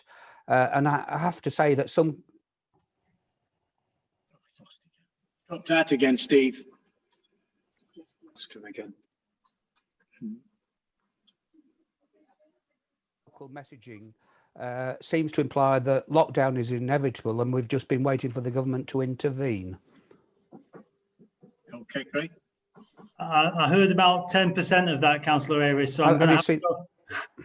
Have you seen the on the chat, Greg? No, sorry, I couldn't keep up. I saw it, but I was talking, so I can't keep up. So I'll do two things. One, I'll do the response via the members' inbox. If Jeff can ask Dem Services to keep a record of the questions, and I'll make sure they all get attended to. Just on the shielding point, so the bits that I heard, my suspicion is that when, as if and when government impose more restrictions on probably a range of northern local authorities, there will be a recommendation to recommence shielding, and certainly there's some conversation about that in government that I'm aware of. It's likely to be a much narrower and much more tightly defined cohort. First time round, shielding was very wide because we knew very, very little about who was most at risk. We know a lot more about who's most at risk, both from the hospitalisation data and from the intensive care data. So it's a much narrower cohort. But the timing of when that might be recommended, I don't know. My sense is it's a few weeks off as a minimum, maybe a bit longer, but I genuinely don't know. Okay, thank you. Councillor Mark Jones. Thank you, Chair. Greg, I'm increasingly aware of schools being affected by COVID infections, with teachers also being infected and tested positive, as well as cohorts of children going home. So it is an increasingly worrying time. Given the issues we're facing, are you, several questions here, are you assured that the testing capacity is there and appropriate to protect all those that are becoming ill, and to test and trace everybody and make sure that they isolate appropriately? Secondly, I guess, is do you think we should explore testing being managed locally more? We've seen the national testing dramas unfolding. Sheffield has a great native capacity and capability. Would it not be better if government just gave us the money and let us get on with it, looking after our citizens? The other thing is that having gone to the gym and such like that, I'm using the NHS Test and Trace app. It's not perfect. The application told me that I'd been near someone with it because it just misfires as it does. Should we, however, still be telling that everybody here and everybody in the public has that NHS application on their phone, if it will be supported by a phone, and that they're scanning QR codes as they're going along?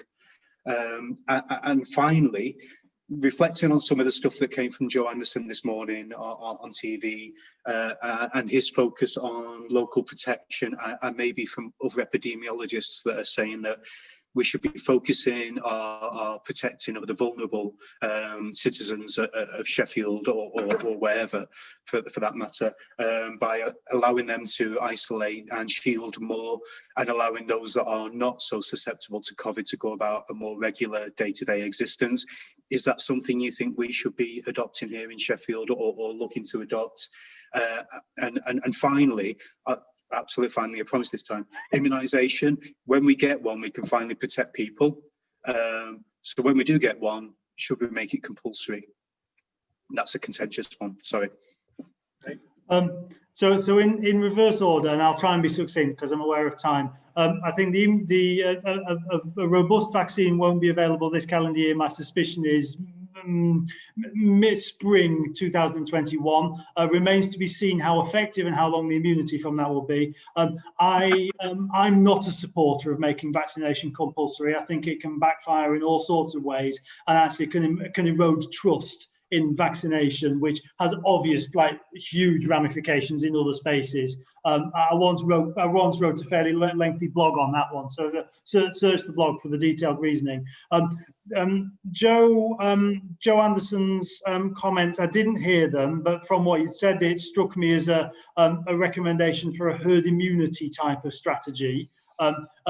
I don't think it's viable. I think a herd immunity strategy, again, I did a fairly well publicised Twitter thread on this a few weeks ago. I think a herd immunity strategy has never been successfully operationalised anywhere in the world. If we go there, then it's basically saying we're prepared to allow unmitigated spread of a virus with a 1% mortality rate. That would lead to a number of deaths I think nobody is prepared to accept. And I'm not convinced of the data that I'm seeing from Sweden as to, one, their both mortality rate, and two, the economic impact. So I genuinely think a herd immunity policy is not very sensible, actually, for all sorts of clinical and epidemiological reasons. NHS app, yes, it is imperfect. It remains to be seen whether or not it's the deal breaker and the thing that makes, as I've said, commonly a working but far from perfect contact tracing system much better. I don't think it will, but I have it on my phone, and I recommend that everyone downloads it and everyone does use the QR function to scan in and out of premises. But all that said, it is an imperfect app, and it is being improved all the time.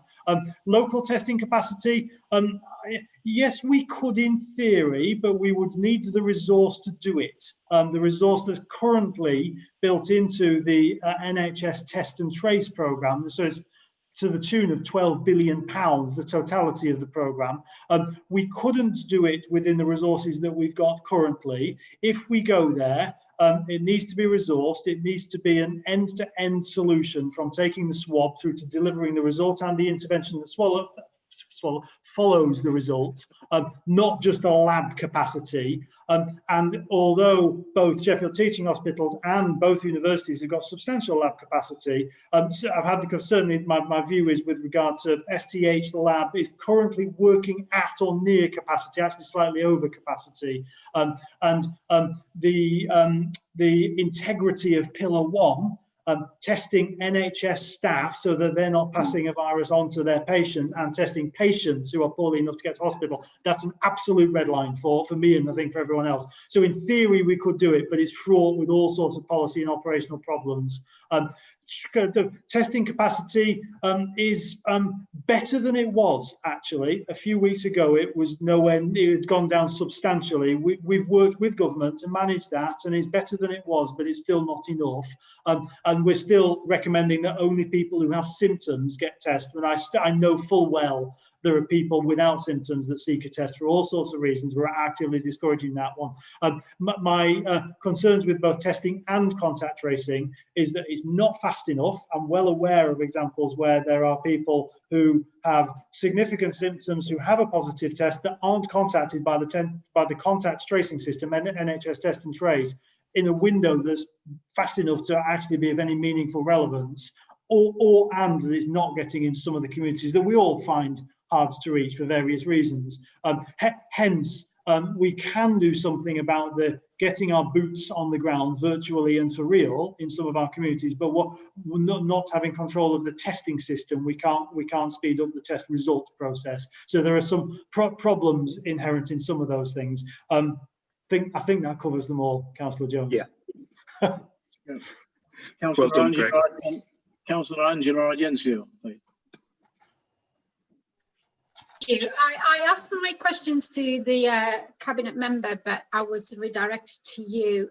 So I'm asking it. My questions are about schools and what work we're doing with schools in terms of ensuring that students who have no COVID symptoms but may have symptoms of seasonal colds and fevers, that kind of thing, are not sent home and then effectively excluded from school for 10 school days, which is 14 days, and is so pushing families to seek tests when the students don't have any symptoms. But it's, working parents need to be sure that their kids haven't got the tests, the virus, sorry. So what kind of, and I say this because I have heard that this has happened. So I would like reassurance that we are doing work with schools so that they don't send home students that don't present a COVID test but may have a cold, a sore throat, lose their voice. And this is a case that I actually know of. Thanks, Councillor Argentio. There is a written response. Someone in my team did it, so I'll make sure that's published in the normal way. But in short, schools have become quite adept at managing the risk here, actually. With my team and with the Department of Education and with Public Health England. As a rule, schools are managing individual cases and their contacts with Department of Education, and there's a helpline which is okay. It's not perfect, but it's okay. And again, it is getting better. My team get called in the event of my team or Public Health England team get called in the event of a significant number of cases and/or an outbreak, which there are one or two. To answer the question directly, differentiating between common cold and COVID. We've issued all schools with advice on how to differentiate based on actually something that was published by the Royal College of Paediatrics and Child Health, differentiating the symptoms of common cold, flu and COVID-19. And there are some key differentiators. I think it was published on the BBC website as well. It was really, really good on the BBC website. Very, very clear, very simple. So we've issued that to schools on a number of occasions. It is probably true to say that it won't be at the hands of every teacher or every member of school staff every time they need to make a decision. So we'll just keep pushing that. But to their credit, schools have put up a pretty good response here and have become really quite adept at managing this risk appropriately within the guidelines that are set by my crew and by Public Health England. Councillor Andrew Sanger. Thank you, Lord Mayor, and thank you, Greg, for that commentary. Clearly, I have a lot of quite frightened elderly residents in Endcliffe and Ranmore as they've seen the numbers rise. And as you said, and as we've all heard, that it's very difficult once it's in the community for it not to spread. And you've said you don't even want a herd immunity strategy for students. So I'm keen to know how much you stand by what you said when myself and other colleagues asked 4 weeks ago about how confident you were about universities and colleges opening safety, because clearly that's where a huge amount of the increase has been. I mean, personally, I think that that the likelihood is that the Secretary of State will make a statement tomorrow about Sheffield and Nottingham, given the figures. I mean, what is our role? Surely our role is to lead rather than to follow. It seems to me the university cities that have not seen a spike, places like Cambridge and Durham and Bristol, it's because their term starts later. I just think we should be leading on this rather than following this. If we're not going to have herd immunity for students, if we're going to try and get the universities going, then how can it be safe for the rest of us? And how can we get through this winter? Because as you say, it's going to be a year before a vaccine. So there was always going to be a rise in cases when any university opens. The basic background epidemiology, this isn't about students, this is about 18 to 25-year-olds. That's the cohort in which this virus is going up quickest, and we've just invited tens of thousands of them back to Sheffield. It is a university city. This was always going to happen, and it will happen in every university city. Certainly in North, that I'm aware of, it is happening. Both universities have worked as hard as they can. They both have robust plans in place. Whether or not those plans are working optimally is unknown. My staff tell me that they're managing cases as best they can, but there is always going to be cases. There's one surefire way to stop transmission in university students, and that's to close universities, and that's not our call, that's a government call. Certainly University of Sheffield said it's shutting face-to-face teaching for a fortnight yesterday. Sheffield Hallam may follow, I don't know, that's the Vice-Chancellor's call, not my call.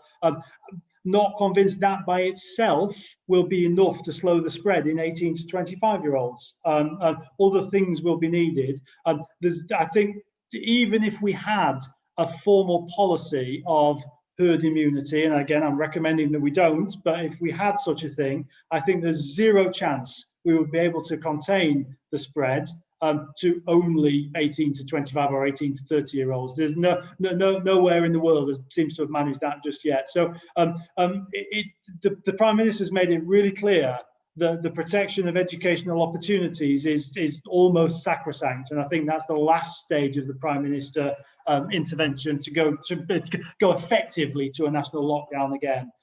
So I'm not convinced that we've got much more that can be done. We are working with both universities. Both vice chancellors have sent me a number of emails to say that they've been doing the walk around, and by and large, most people are behaving as we would want them to behave, but inevitably there'll be some that don't. So we continue to pursue the strategy that we've got, but there will be more cases. There's no doubt about the fact there'll be more cases. Thank you. I've got one more question here because I know Greg has got to go. He's got to catch a train. Any more questions will have to be put on the chat on the COVID-19 website thing. All I would like to say is, before I ask the last questioner to speak, is thank you. While we are all sat at home, or you're all sat at home, I've got council officers here with me. So I'd like to thank them as well as Greg. Thank you, Greg, very much, and the officers here for being here and stopping here well now. So it's just Mary Lee now then, and then I will bring the meeting to a close. Thank you, Mary. That's one of my questions, Greg, so you can get home. Antibody tests, are they 100% effective? Show you what you need to be to see, and are they going to be rolled out if they're effective?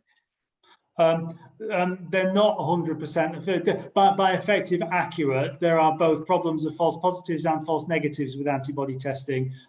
They are currently being used in the context of epidemiology. So I think it's 100,000 people are tested week in, week out in the Office of National Statistics Epidemiology, both antigen test, the swab, the have I got it now test, an antibody test, have I had it?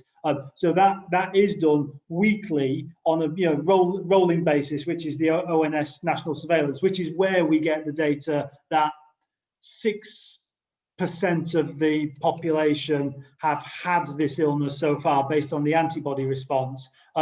That test is really, really helpful from the perspective of epidemiology and surveillance, but not to put too fine a point on it, nobody actually knows how to interpret the result of an antibody test for an individual because of the false negative, false positive problem. So we're actively discouraging the use of antibody tests outside of established research programs. The ONS surveillance study is one of them. There's one or two others. So, but we're actively discouraging it. Even the infectious disease docs aren't still quite sure how to interpret the tests at individual level yet. I think they're probably becoming more adept at it now. But certainly, I think we're a long way off point of care antibody tests that you can buy from a pharmacy or at the shop. I think we're a good way off those. I know they are available. I'm not of the view that there are any that are regulator approved, and where we have found them for sale, we've taken regulatory action.